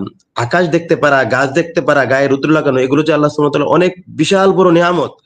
এগুলো তখন দীর্ঘ লম্বা সময় এগুলো থেকে বঞ্চিত হয়ে যে মানে অনেক অনেক বেশি কষ্ট পেতাম, যে হাত পা বাঁধা অবস্থায়। আরো কষ্ট হইলে কান্না আসতো আর কি, কান্না ছাড়া তো কিছু করার ছিল না, দোয়া করা ছাড়া কিছু করার ছিল না। আর তাদের কাছে অনেক রিকোয়েস্ট করেছি বাড়িতে একটু জানানোর জন্য যে আমরা বেঁচে আছি, আমরা যে পৃথিবীতে বেঁচে আছি এই খবরটা জানানোর জন্য। তারা আমাদেরকে ওয়াজ করতো, তোমরা শহীদ হইতে চাও তো এখানে শহীদ হইতেই তো আসছো, তোমাদেরকে শহীদ করা হবে, অসুবিধা কি? মানে এভাবে তারা আমাদের সাথে আর কি করতো, মস্কারা করতো। আমি অনেক রিকোয়েস্ট করেছিলাম যে আমার মাদ্রাসা বোর্ডিং এর চাল ডাল নাই, বা মাত্র 1 বস্তা চাউল ছিল আমি যখন গ্রেফতার হই। তখন মাদ্রাসা কিভাবে চলছে আমি জানি না, আমি একটা এতিমখানার পরিচালক, কিভাবে আপনারা আমাকে এখানে কেন নিয়ে আসলেন, আমাকে দ্রুত মাদ্রাসা ফিরিয়ে দিয়ে আসেন। তখন আমাকে উল্টা তারা বোঝানোর চেষ্টা করতো, তুমি যদি এই মুহূর্তে মারা যাও তাহলে পৃথিবী কি তোমার জন্য অচল হয়ে থাকবে? পৃথিবীর সবকিছু তোমার জন্য অচল হয়ে থাকবে না, সবকিছু চলতে থাকবে, তুমি মনে করো শহীদ হয়ে গেছো, আর এগুলো সব আর আল্লাহর উপর ছেড়ে দাও। কোনো গুরুত্বপূর্ণ কথা আছে আপনার? তো এখন গুরুত্বপূর্ণ যে বিষয়টা সেটা হচ্ছে যে ওখানের অনেক অনেক টর্চার শিকার, এটা সময় করে হয়তো অন্য সময় বলবো। বাকি আয়না করে যে রূপটা যেটা আপনি বললেন যে কেমন দেখতে, আমরা গতকাল যেটা দেখলাম ওইটার সাথে কিছুটা আমরা একমত পোষণ করি না, আমরা কিছুটা ভিন্ন মত পোষণ করি। এবং র্যাব 1, আমার মূল কথা হচ্ছে র্যাব 1 থেকে আয়নাগর গুলো উন্মোচন করা হোক। আমাকে গুম করার কারণে, আমাকে অন্যায়ভাবে মিথ্যা মামলা দেওয়ার কারণে আমি নিজে ক্ষতিগ্রস্ত হয়েছি, আমার প্রতিষ্ঠানের ছাত্র সব চলে গেছে, প্রতিষ্ঠান নষ্ট হয়ে গেছে। আমার ছোট ভাইকে ঢাকা বিশ্ববিদ্যালয়ের চাকরি থেকে তাকে বাতিল করা হয়েছে। কেন? সে আমার সন্ধান চেয়ে ফেস দ্য পিপলে লাইভ করলো। আমার সন্ধান চেয়ে কেন ফেস দ্য পিপলে লাইভ করলো? সেজন্য ঢাকা বিশ্ববিদ্যালয়ে রিসার্চ অফিসার হিসেবে নিয়োগ পাওয়ার পরেও শুধুমাত্র আমার সন্ধানে বিভিন্ন জায়গায় ঘোরাফেরা করার কারণে, আমার সন্ধান চাওয়ার কারণে তাকে ঢাকা বিশ্ববিদ্যালয়ে রিসার্চ অফিসার থেকে চাকরি থেকে তাকে বাতিল করা হয়েছে, তাকে নিয়োগ বাতিল করা হয়েছে। আমার বাবার ব্যবসা বাণিজ্য ক্ষতিগ্রস্ত হয়েছে, মা বাবা অসুস্থ হয়েছে। চাকরি ফিরিয়ে দেয় না এখনো? না, এখনো ফিরিয়ে দেয়নি। কি বলে ওনারা, এখন কি বলে? তারা এর পরিবর্তে অন্য কাউকে নিয়োগ দিয়ে নিছে, নাম তার কি? নিয়োগ বাতিল করে। আপনার ভাইয়ের নাম কি? আমার ছোট ভাইয়ের নাম হচ্ছে সিরাজুল ইসলাম মিলন। আর তাকে যে চাকরি থেকে বাতিল করেছে, তখন আওয়ামী লীগের যে ছিল আব্দুল সামাদ সম্ভবত, যে প্রক্টর নাকি, যে ভাইবা বোর্ডের যে ছিল, সে বলছে তুমি তোমার ভাই রাষ্ট্রদ্রোহী মামলায়, আর তুমি তার সন্ধান চেয়ে তুমি ফেস দ্য পিপলে লাইভ করেছো, কোন রাষ্ট্রদ্রোহীর ভাইকে ঢাকা বিশ্ববিদ্যালয়ের মতো প্রতিষ্ঠানে চাকরি দেওয়া হবে না। বুঝতে পারছি। আলতাফ ভাই, আপনারটা শুনি, বলেন ভাই। আসসালামু আলাইকুম রহমতুল্লাহ। আমি আলতাফ হুসাইন।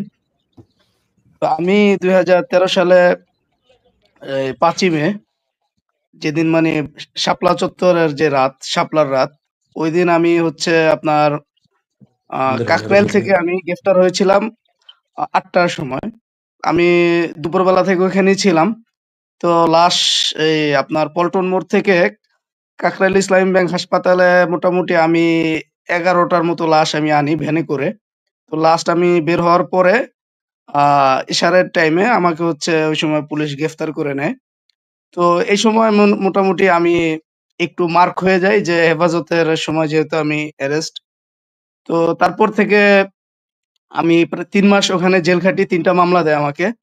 তো এরপরও আমি বের হওয়ার পরেও ফেসবুকে আমি মানে হেফাজতের গণহত্যা কিংবা এগুলো নিয়ে সরকার মানে লুকোচুরি খেলছে কিংবা এগুলো তারা ধামাচাপা দিতে চাইছে, এগুলো নিয়ে সবসময় আমি সরব ছিলাম ফেসবুকের মধ্যে।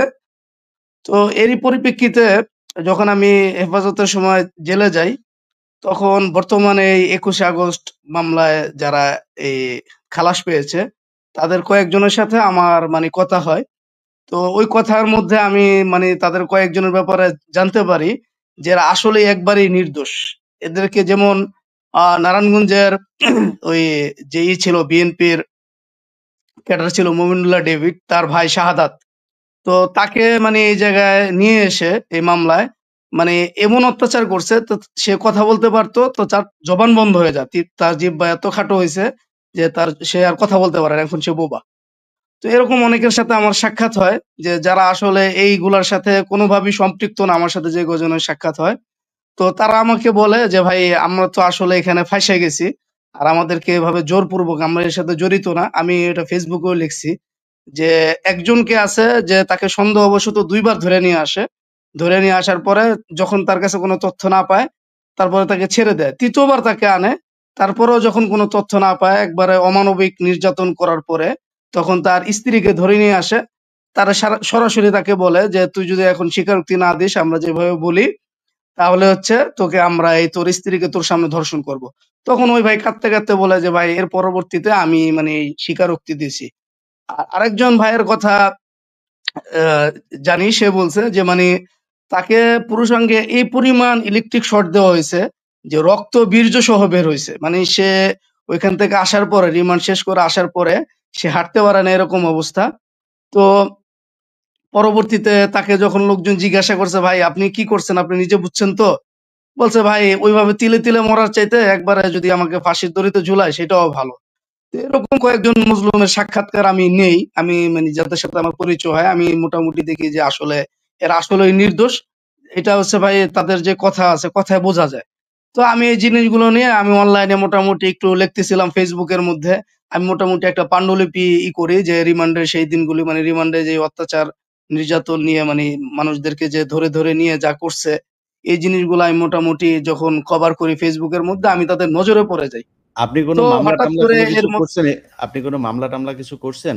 এই যে মানে এই যে এত কিছু হয়েছে আপনার উপরে, কারোর উপরে মামলা টামলা করছেন? এই যে ইসের পরে এই এই ৫ সরকার যাওয়ার তারিখের পরে পরে? হ্যাঁ।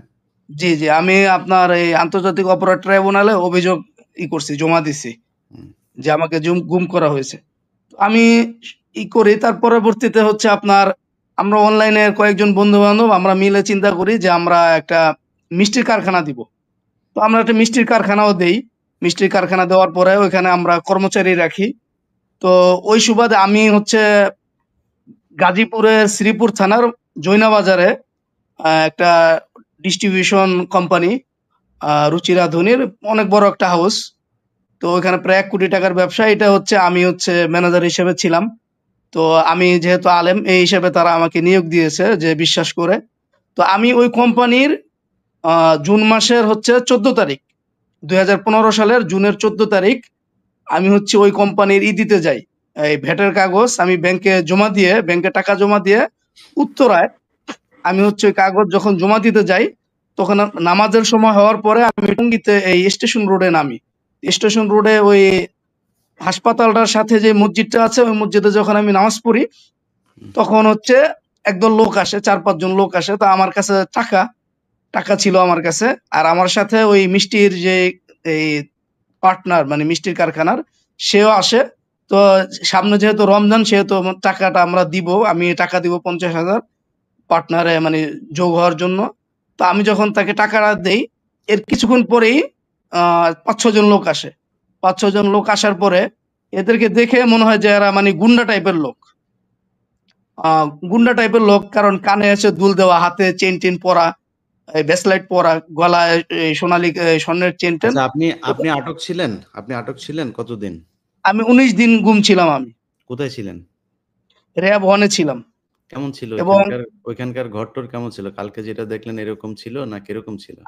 আচ্ছা এখন হ্যাঁ, আমরা এর পরবর্তীতে মানে যখন 19 দিন আমি গুম ছিলাম, তো গুমে থাকার পরে আমরা 12 জন পার্টনার ছিলাম। তো এর মধ্যে 8 জন ছিল আপনার আয়না ঘর যেটাকে বলে মানে কচু ক্ষেতের কালকে যেটা দেখাইছে আরকি। হুম। তো ওরা আমাদের কাছে তাদের অভিজ্ঞতা যে বর্ণনা করছে যেভাবে সেলের কথা বলছে, রুমের কথা বলছে, কালকে আমরা ওটার সাথে কোনো মিল পাই নাই। এটা দেখা মানে আমরা অবাক হইছি এবং আমাদের যে ওই যে যারা ছিল ওইখানে মানে আমাদের সাথে সংযুক্ত করে দিছিল। আপনি ছিলেন ওইখানে? এই ডিজিএফ এর ছেলে। হ্যাঁ? মানে না, আপনি কোনো আয়না ডিজিএফ এর ঘরে ছেলে ছিলেন? আমি ছিলাম না, আমি ছিলাম র‍্যাব 1 এ। কোনো জায়গায় গুম হয়ে ছিলেন আপনি কোনো জায়গায়? জি, জি। আমি র‍্যাব 1 এ 19 দিন ছিলাম। আপনি কেমন জায়গায় ছিলেন? এসি রুমে ছিলেন না কোথায় ছিলেন? আচ্ছা আমাকে যখন ওরা চোখ বেঁধে যখন নিয়ে গেল তখন হচ্ছে ৩ তলার মধ্যে। বাইরে ৩ আপনি তলা কেমন মানে ছিলেন সেটা একবারে বলেন। চিপা আপনি একটা আরেকজনের সিঁড়ি। বর্ণনা দিতেছেন। আপনি যেটা দেখছেন সেটা বলেন। আপনি কি দেখছেন ওইটুকু? কোথায় নিয়ে গেছে এখন সেটা বলার দরকার নেই। কেমন ছিল ওইখানকার পরিবেশ? আচ্ছা ওইখানে পরিবেশ ছিল যে আপনার এই পার্টেক্স বোর্ডের মতো ছোট ছোট মানে করা পার্টিশন করা বোর্ড। হুম। ছোট ছোট রুম যেটা সর্বোচ্চ ১.৫ হাত হবে চওড়া আর লম্বায় হবে 3 হাতের মতো। মানে পা টান করে শোয়া যাইত না।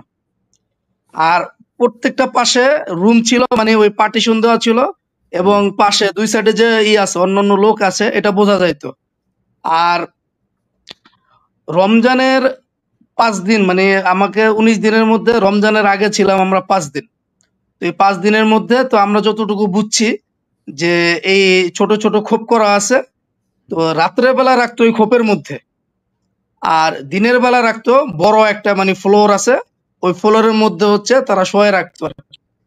তো দিনের বেলা তারা হ্যান্ডকাপটা মানে এই হাতকড়ার সামনে লাগাইতো আর রাতের বেলা হচ্ছে পিছনে দিয়ে রাখতো। আর চোখ থাকতো সবুজ কাপড়ে বাঁধা।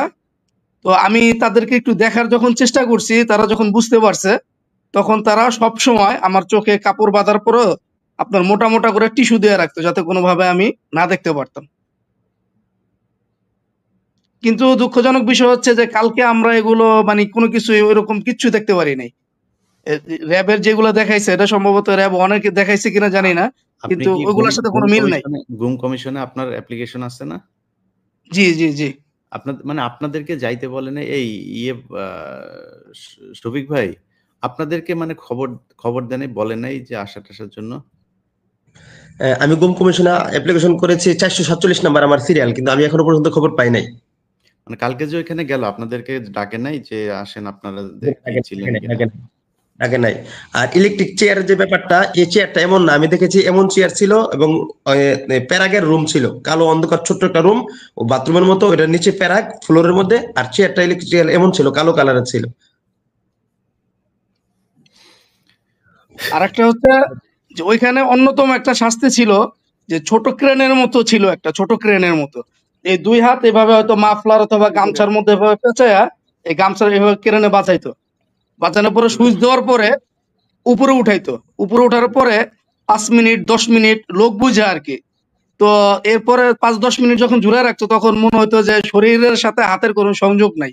তো যখন আমরা অজ্ঞান হয়ে যাইতাম তখন হচ্ছে এরা নামাইতো, নামানোর পরে আর কোনো থাকতো না, মানে বোধই হইতো যে মনে হয় এই হাত আর শরীরের সাথে নাই, এরকম মানে প্রত্যেক দিন এই 19 দিনের মধ্যে প্রত্যেক দিন তারা এই কাজটা করতো। আচ্ছা রফিক ভাই, আপনাকে কি আমরা শুনতে পারবো এখন? আমি মাইকটা বুঝলাম না, মানে হঠাৎ কেন ডিস্টার্ব দেওয়া আরম্ভ করলো। এখন কি শোনা যাচ্ছে? এখন ঠিক আছে, সব ঠিক আছে, পারফেক্ট, বলেন। আচ্ছা, আমি এখানে আমি তো, আমার নাম তো আহমেদ রফিক, একটা প্রকাশনা প্রতিষ্ঠানের সাথে আছি। আর আমি যে বর্ণনা এখানে দিব, এখানে অলমোস্ট মানে সিমিলার কাইন্ড অফ বর্ণনা কিন্তু পাওয়া যাবে মানে অধিকাংশ থেকে। সো আমি যে বর্ণনাগুলো রিপিটেটিং হবে ওগুলোকে অ্যাভয়েড করে মানে সেগুলোকে চেষ্টা করবো যেগুলো আমি নতুন বলবো। তো এখানে একটা বিষয় হলো যে সবাই আয়নাঘর বলে না, তো আমার জানা মতে রিয়েল এক আয়নাঘর আছে, মানে যেটা আক্ষরিক অর্থে চারপাশ থেকে আয়নাঘর মানে আয়না দেওয়া। এটা হলো আমি যেখানে ছিলাম, আমি আমার ধরার বর্ণনাটা পরে দিই। আমি যেখানে ছিলাম এটা র্যাবো 1-এ, এটা আমি পরে নিশ্চিত হয়েছি। তো আমার সামনের সেলে একটা ছেলে ছিল। তো একদিন ওকে জিজ্ঞাসাবাদে নিয়ে যায়। জিজ্ঞাসাবাদে নিয়ে যাওয়ার পরে ও ধরেন ঘন্টা 2-3 পর ওকে আবার নিয়ে আসে। আসার পরে আমরা তো মানে অনেক আস্তে আস্তে কিংবা আপনার ওই ওয়ালে এরকম আঙ্গুলে ইশারা করে করে লিখে মানে কথা বলা যেত যখন সেন্টারের ভিতরে থাকতো না, আদারওয়াইজ তো full time handcuffed and full time আপনার ব্লাইন্ড ফোল্ডেড।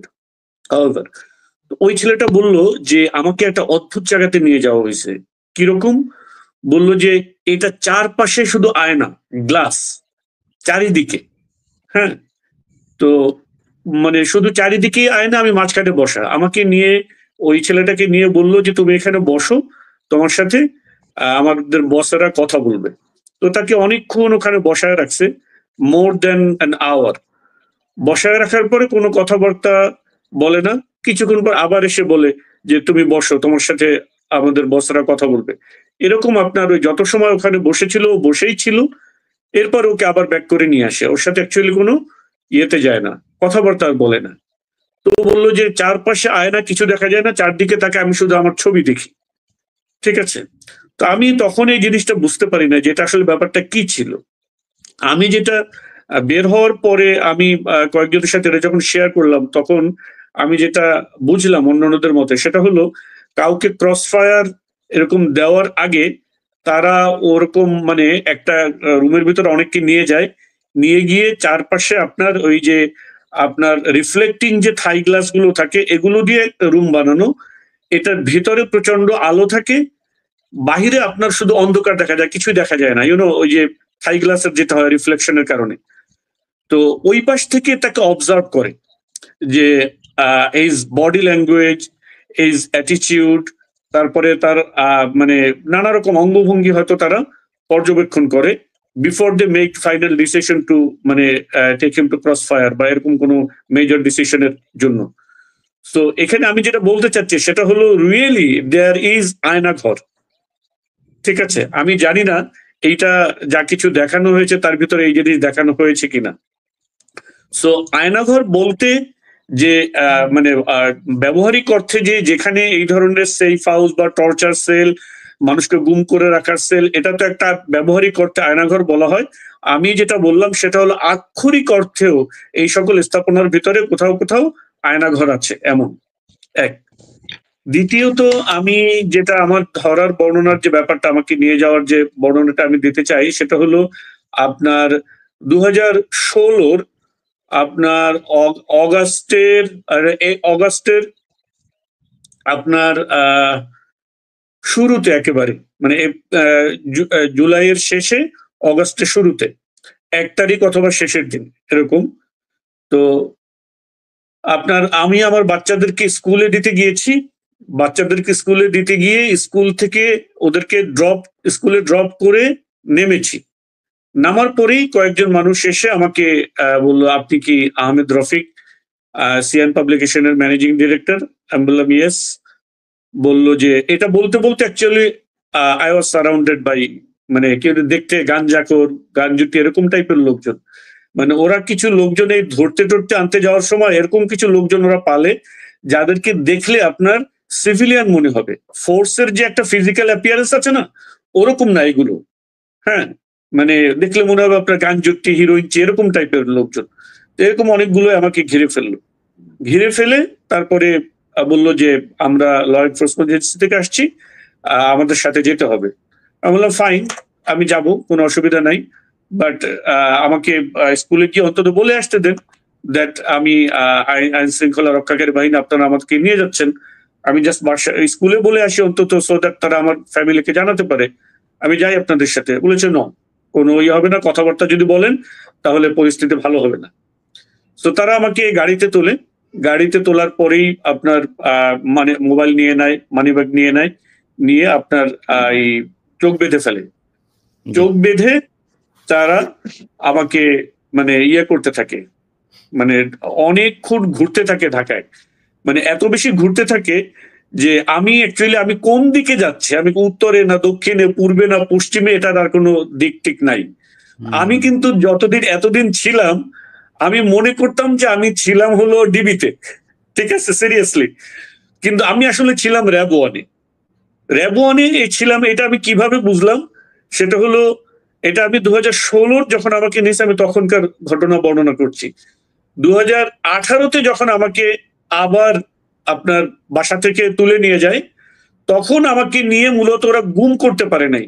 নেওয়ার 1 বছর তারা আমাকে এরকম শুধু শুধু মানে টিকটিকি লাগায় রাখা, ধরার জন্য ইয়ে করছে। আমার অফিসে আপনার রেকি করতে লোক পাঠাইছে, আপনার নানা ইয়ে। তো আমি যখন বুঝতে পারছিলাম, আমি একটু সরেছিলাম। তো এরপরে যখন আমাকে নিয়ে যায় 18 সনে, তখন আমাকে নেওয়ার পরে র্যাব ওয়ানের ভিতরে আমি যে আজানটা শুনতে পাইলাম, যে তখন আমি রিকগনাইজ করলাম যে this is the same place আমাকে যেখানে প্রথমবার নিয়ে আসা হয়েছিল। কারণ এই সেম আজান আমি তখন শুনেছি, বুঝতে পেরেছেন? তো তখন আমি বুঝলাম যে আমি অ্যাকচুয়ালি র্যাব ওয়ানে আছি। তো তারা ওখানে আমাকে 10 মাস রাখে, 10 মাস। অ্যান্ড এই 10 মাস কিন্তু আপনাকে আমাকে ব্লাইন্ড ফোল্ডেড রাখে, চোখ বেঁধে। হ্যাঁ, 10 মাসই চোখ বেঁধে রাখে এবং আপনার হ্যান্ডকাপ পরা রাখে 24/7।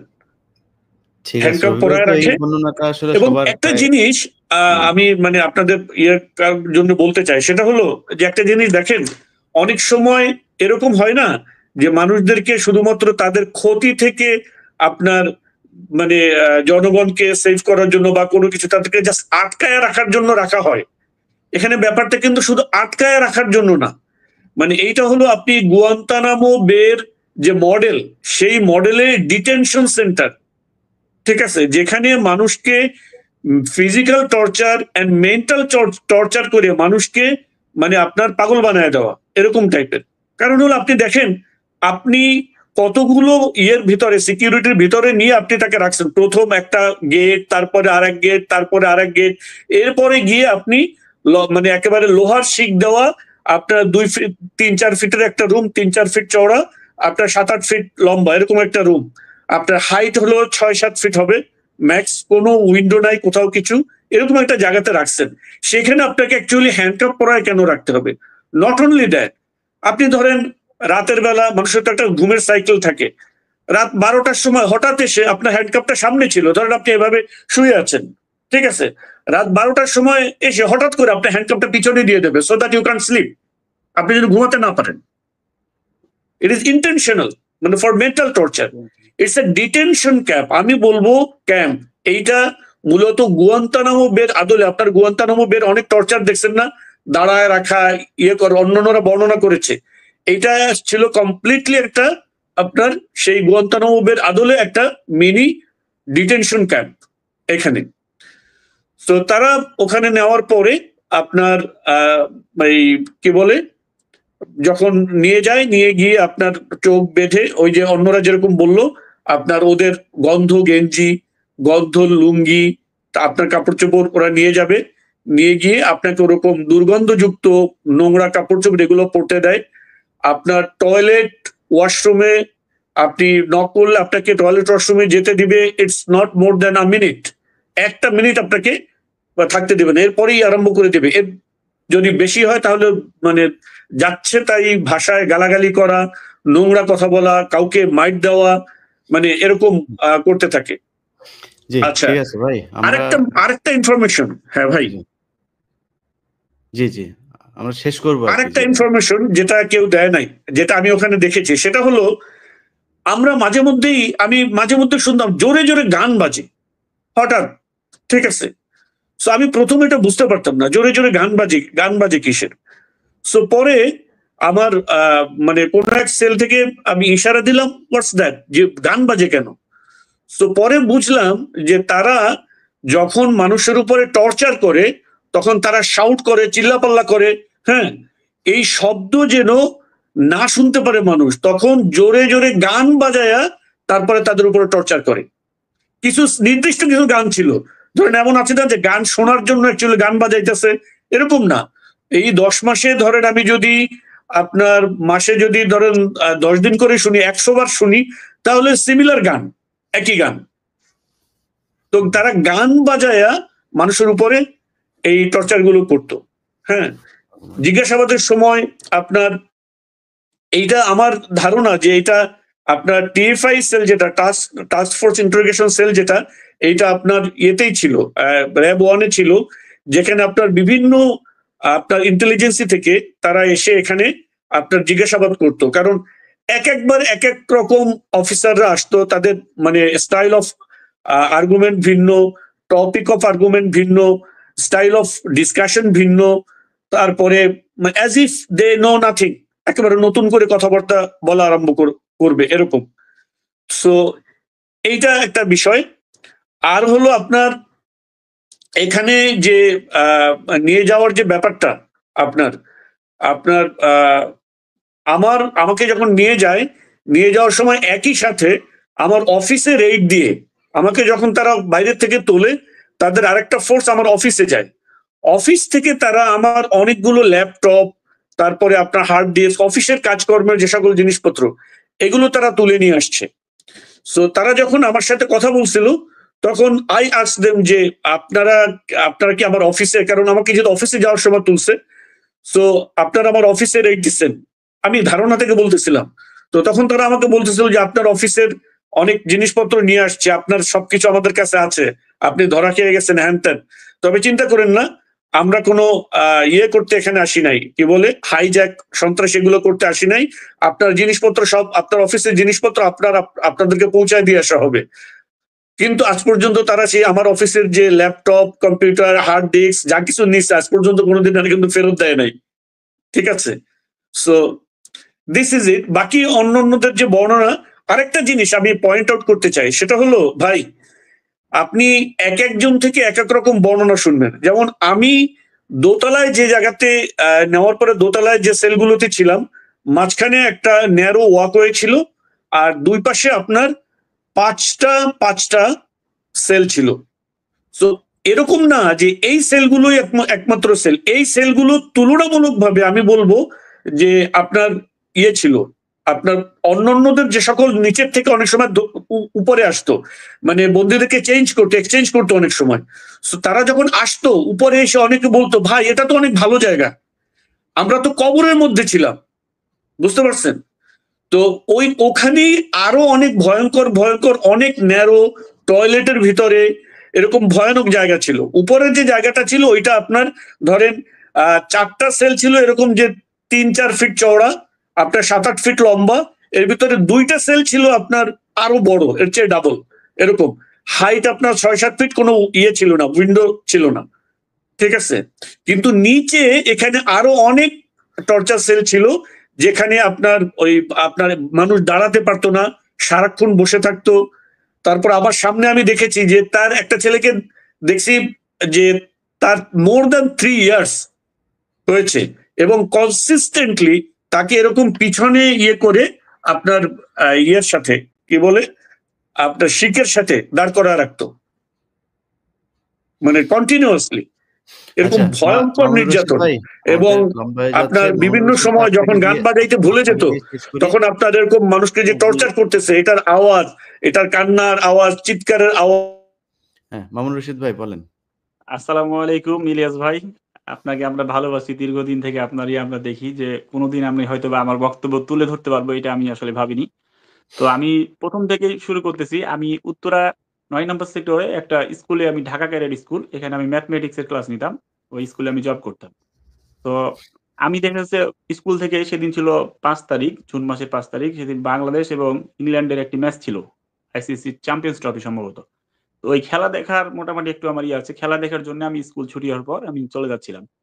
তো উত্তরা 9 নম্বর সেক্টর থেকে যে সামনে একটা কুরিয়ার সার্ভিস আছে, এটা হলো আপনার সুন্দরবন কুরিয়ার সার্ভিস। ওখানে আমি যাওয়ার সাথে, সাথে রাস্তার পাশ থেকে আমাকে ধাক্কা দিয়ে গাড়িতে ঢুকিয়ে দেওয়ার চেষ্টা করছিল। কিন্তু আমি আমার মাথাটা ভিতরে না দিয়ে, হাইয়েস্ট গাড়ি আমি দেখি যে উপর দিকে দিয়ে দিই। তো আমাকে ওরা ভিতরে ঢুকাতে পারেনি।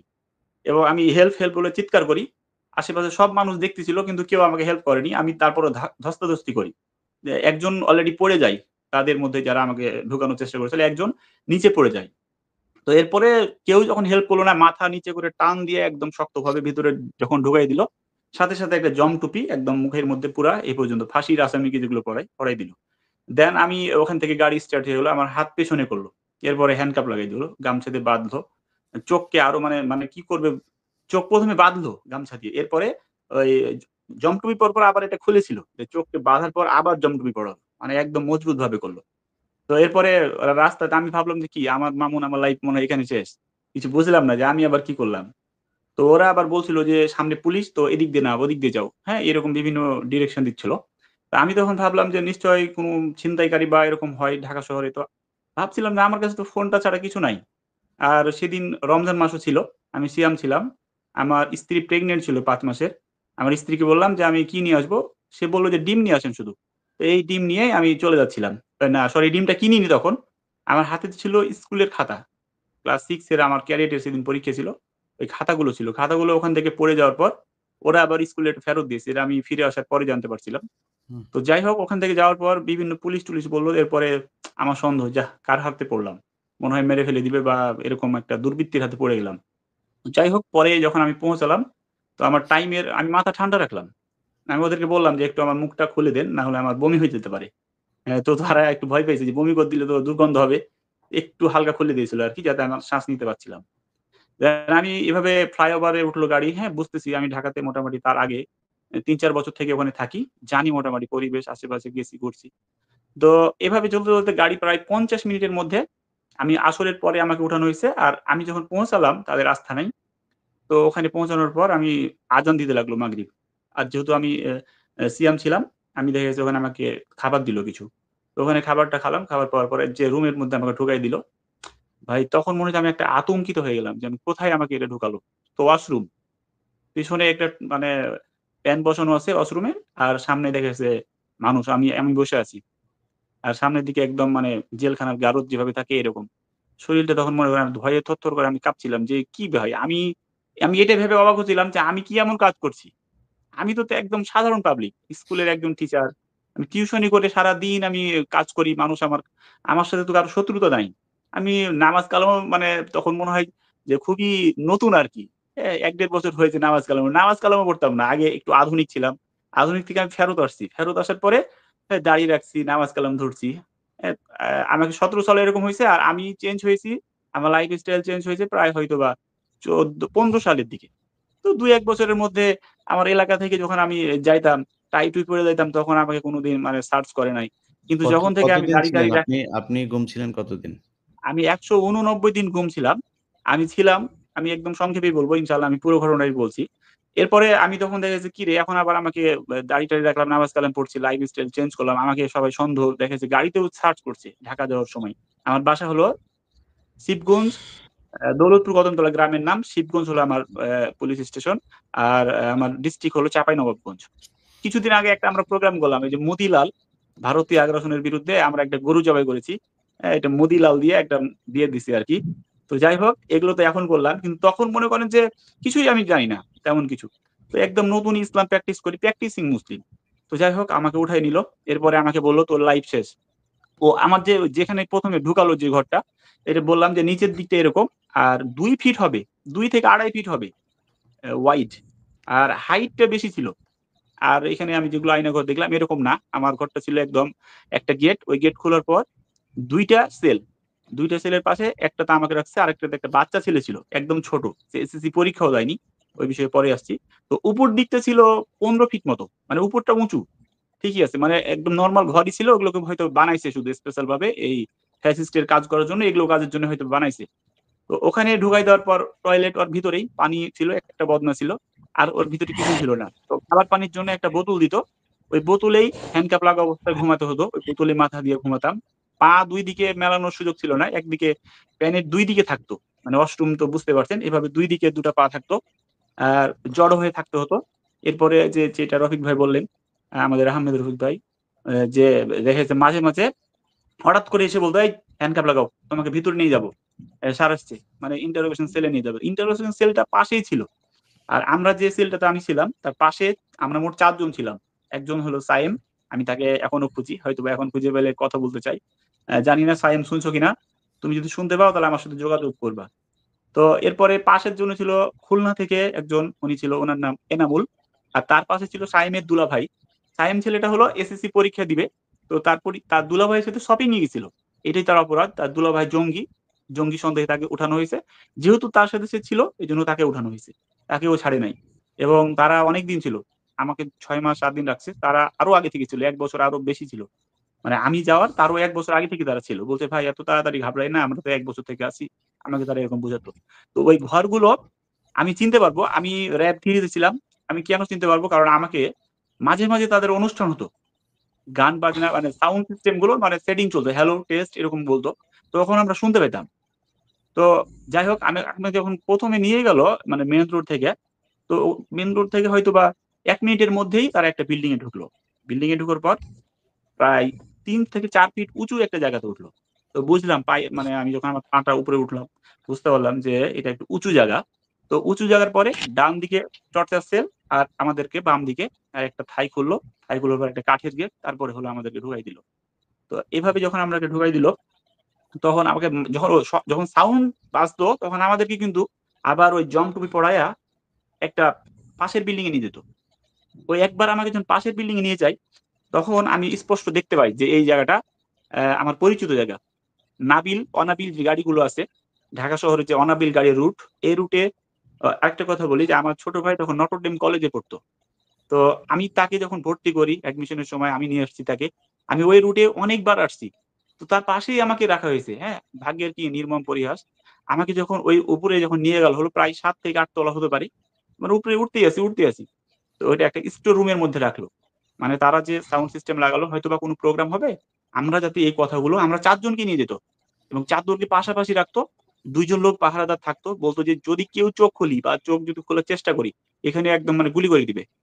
তো তারপরেও আমাদের ওই কালো কাপড় দিয়ে চোখটা যেভাবে বাঁধা থাকতো, একটু দেখা যেত। তো আমার পাশের জনকে তো আমি চিনতাম।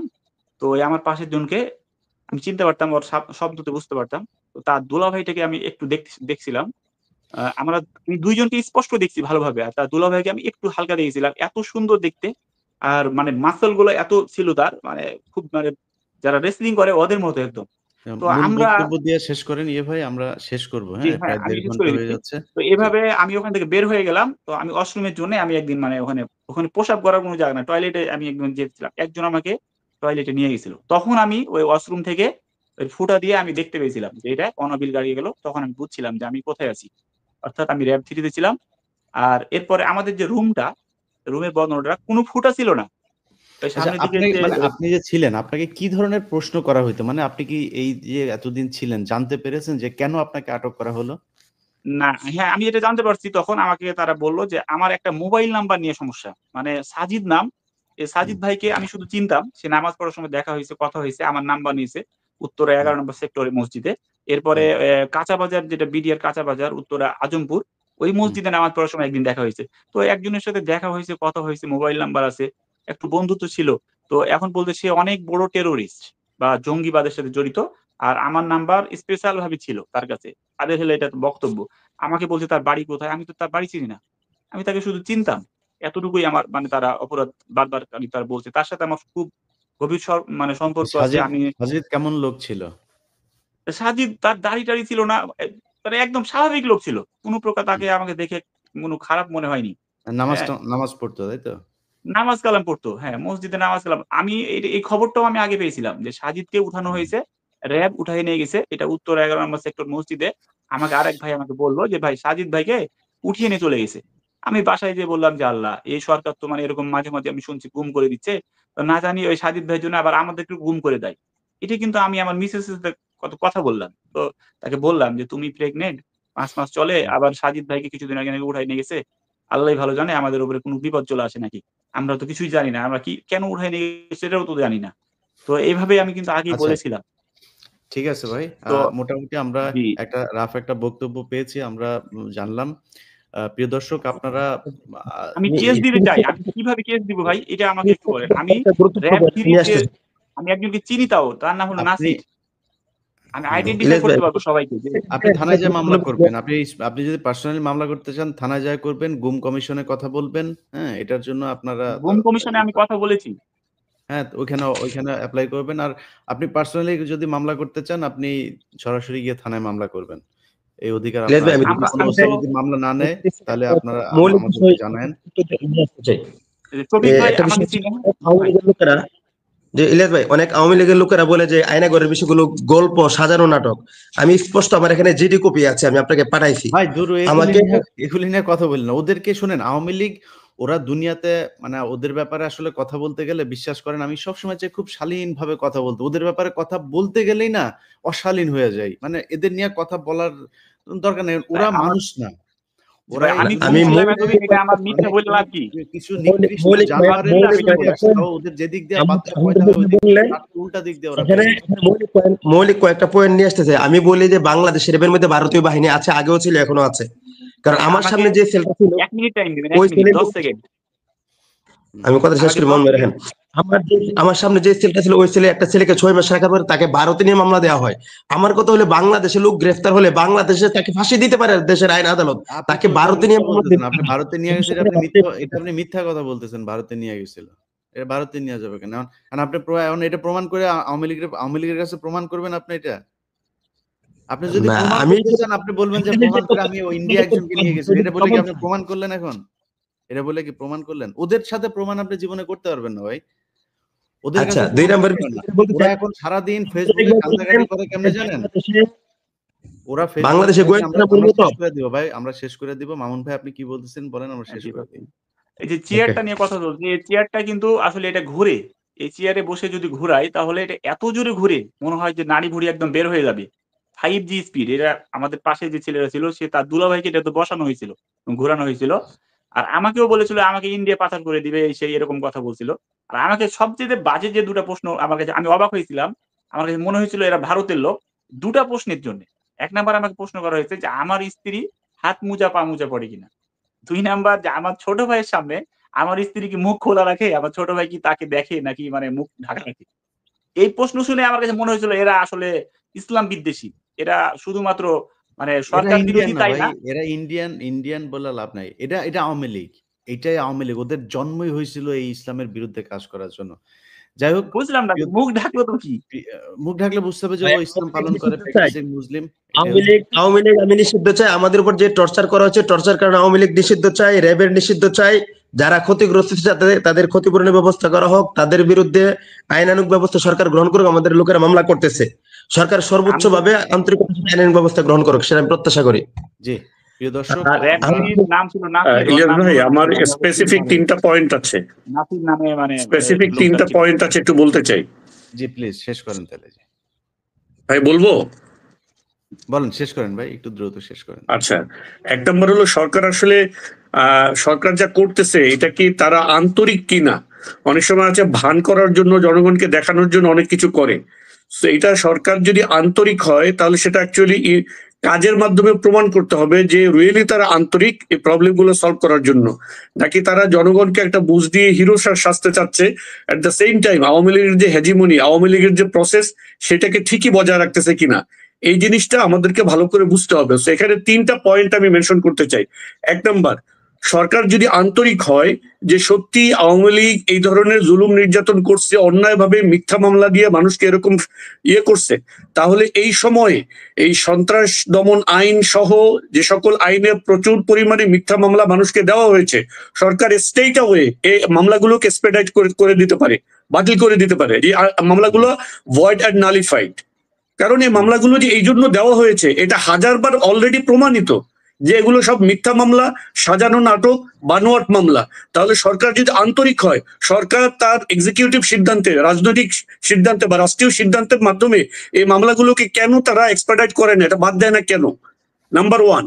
নাম্বার 2, গুম সেল যে করা হয়েছে, আপনার গুম কমিশন কি করতে পারে? গুম কমিশন কিন্তু আপনার এই মামলাগুলোকে, এখানে অনেক মানুষকে আপনার জানের ভয় দেখায়া, টর্চারের ভয় দেখায়া, তারপরে আপনার ওই যে এই ম্যাজিস্ট্রেট গুলো আরেক গাদ্দার, এরা পর্যন্ত মানুষের কাছ থেকে আপনার 164 নেওয়ার ক্ষেত্রে বাধ্য করছে মানুষকে। এমনকি বলছে তুমি 164 দাও তাহলে তোমার মামলা খালাস হয়ে যাবে, তুমি মুক্তি পেয়ে যাবা।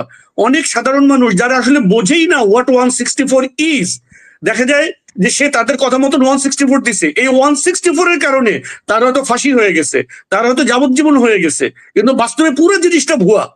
সো গুম কমিশন যেটা করতে পারে, এই মামলাগুলোকে রিইনভেস্টিগেট করার জন্য আপনার জুডিশিয়ারে পাঠাতে পারে, যে এই যাদেরকে 164 নেওয়া হয়েছে তারা আবার তাদের 164 রিভোক করতে পারবে, এবং তারা এখন স্বাধীনভাবে বলুক আসলে ব্যাপারটা কি ঘটেছিল। এটা যদি সরকার করে তাহলে আমরা বুঝতে পারবো যে তাদের আপনার ছিল, আপনার কি বলে যে আন্তরিক ছিল। এই 3টা পথ, আইদার মামলাগুলোকে খালাস করে দেওয়া, 2 মামলাগুলোকে রিইনভেস্টিগেট করা, 3 গুম কমিশন থেকে এই মামলাগুলোকে জুডিশিয়ারিতে আপনার আবার ইনকোয়ারি পাঠানো, যে নতুন করে তদন্ত করে দেখা হোক। এই যে কোনো পদ্ধতিতে যদি সরকার যায় তাহলে প্রমাণ হবে যে সরকার আসলে আন্তরিক এই মিথ্যা মামলাগুলোর ব্যাপারে, এই মাজলুম মানুষগুলোর ব্যাপারে। আর যদি সেটা না করে, কেবল নাটক করে, তাহলে বুঝতে হবে যে তারা আসলে হাসিনার ওই জিনিসই বজায় রাখতে চাচ্ছে, জনগণকে শান্ত করার জন্য কেবল একটু নাটক করতেছে। So this is my message through you to the government. আমি আসলে চাই যে আমাদের দেশে যত আলেম ওলামা, যত মাজলুম ব্যক্তি এখন পর্যন্ত ভিতরে আছে, তাদেরকে দ্রুত মুক্তির ব্যবস্থা করতে হবে। এই জন্য কি কোনো প্ল্যাটফর্ম কাজ করছে? এখন পর্যন্ত দেখছি না। আপনি এর আগে ভিডিওতে আপনি বলছেন যে আলেমরা কেন, যারা বের হয়েছে তারা বের হয়ে নিজেরা এখন ওয়াজ নসিহত নিয়ে মানে ব্যস্ত হয়ে গেছে, অথচ হাজার হাজার মানুষ এখনো ভিতরে আছে। আর দেখা যাচ্ছে একই মামলায় আবার অন্য অন্য ব্যক্তি ছাড়া পাচ্ছে। যেমন বাবুর সাহেব, আমাদের সাবেক স্বরাষ্ট্র প্রতিমন্ত্রী, উনি যে ছাড়া পেয়েছে 17 বছর ওনার ফাঁসির রায় ছিল, উনি ছাড়া পেয়ে গেছে, তাহলে আরো অন্য অন্য আলেমদেরকে কেন ছাড়া হচ্ছে? এটা তো একটা বৈষম্য। যারা উপদেষ্টা তারা এটা কি, তাহলে কিসের বৈষম্য নিরসন তারা করছে? মামুন ভাই ধন্যবাদ। আমরা শেষ করি। প্রিয় দর্শক, আপনারা এতক্ষণ যে যারা দেখলেন, আমি সারা দেশের আলেম সমাজ, সাধারণ মানুষ, শুধু আলেম সমাজই তো না, আসলে শেখ হাসিনার সরকারের কাছে শত্রু ছিল যারা নামাজ পড়ে, রোজা রাখে, ওই যে টাকনুর উপরে কাপড় পরে, এলাকায় ওদের এই গোয়েন্দারা, ওদের কাজই ছিল টাকনুর উপরে কাপড় পরা, জামাতে নামাজ পড়তে যাওয়া, তারপরে মেয়ে মানুষের দিকে না তাকানো, মাথা নিচু করে থাকা, বাড়ির ওই যে ওয়াইফকে আপনার বাড়ির ভেতরেও পর্দা করায় কিনা, এইসব জিনিসগুলো দেখেই, এই বৈশিষ্ট্যগুলো যাদের মধ্যে থাকতো, ওরা মনে করতো এরাই হচ্ছে আওয়ামী বিরোধী। এরা ওদের জন্য শত্রু। এইভাবেই তারা জাজ করতো এবং এইভাবেই তাদের বিরুদ্ধে এই অ্যাকশনগুলোতে এইভাবে আমরা হয়তো কয়েকজনের বক্তব্য শুনলাম সারা বাংলাদেশে কত হাজার লক্ষ মানুষকে এইভাবে গুম করা হয়েছে, খুন করা হয়েছে আমরা জানি না। এখন সরকারের কাছে যে কথাটা আহমেদ রফিক ভাই, মামুনুর রশিদ এবং মুফতি শফিকুল ইসলাম ভাই বলছিলেন যে আমাদের সরকার আসলে কি চায়। যেমন আমি কয়েকটা মামলার কথা বলি, উদীচী, তারপরে এই যে ছায়ানট টায়ানট, এই যে এদের মামলাগুলো ২১শে আগস্টের গ্রেনেড হামলা মামলা থেকে শুরু করে বিশাল বিশাল মামলা। এই মামলার কথা শুনলে এখনো পর্যন্ত কোর্টের কিছু কিছু জাজ আছে, তারা এই মামলার কথা শুনলে তারা জামিন দিতে চায় না। আমি আমার লাইভে বলেছি যে মার্চের ১০ তারিখ পর্যন্ত সময় দেওয়া হয়েছে।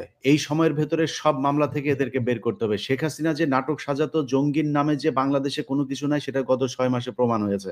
কারণ এই ৬ মাসে দেশে কোনো জঙ্গি নাটকও নাই, হামলাও নাই, কোনো কিছুই নাই। এই দেশের মানুষ ইসলাম প্রিয়, কিন্তু এই দেশের মানুষ ইসলামকে ব্যবহার করে কোনো সন্ত্রাস, কোনো ধরনের খারাপ কাজ, যেটা ইসলাম নিষিদ্ধ, এই ধরনের কোনো কাজ, আইন বহির্ভূত কোনো কাজ এই দেশের আলেম সমাজ করে না। অতএব তাদেরকে ছাড়তে হবে অতি সত্বর। ১০ তারিখের মধ্যে যদি এই সব মামলার ব্যাপারগুলো না করা হয়, তাহলে সরকারকে বেকায়দায় ফেলার জন্য আলেম সমাজকে নিয়ে যা যা করা প্রয়োজন সেটা করা হবে।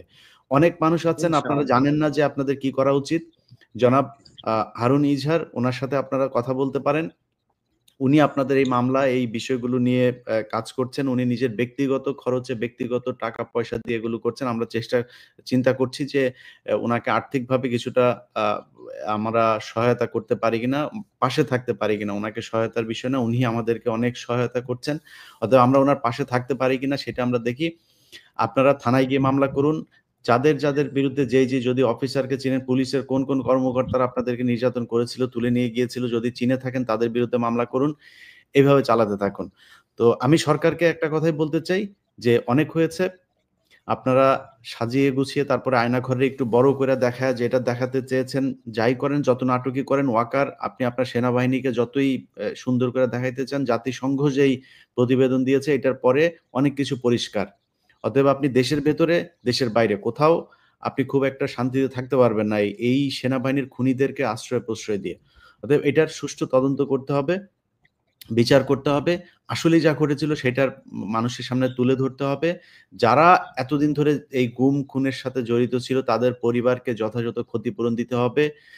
যারা এখন পর্যন্ত ছাড়া পায়নি তাদেরকে খুব দ্রুত ছাড়তে হবে। একটা বিষয় বলে শেষ করে দেই, সেটা হচ্ছে যে জনাব মুফতি শফিকুল ইসলাম, উনি একটা বিষয় নিয়ে কথা বলতে চেয়েছিলেন, আমি আটকে দিয়েছিলাম, যে আওয়ামী লীগকে নিয়ে।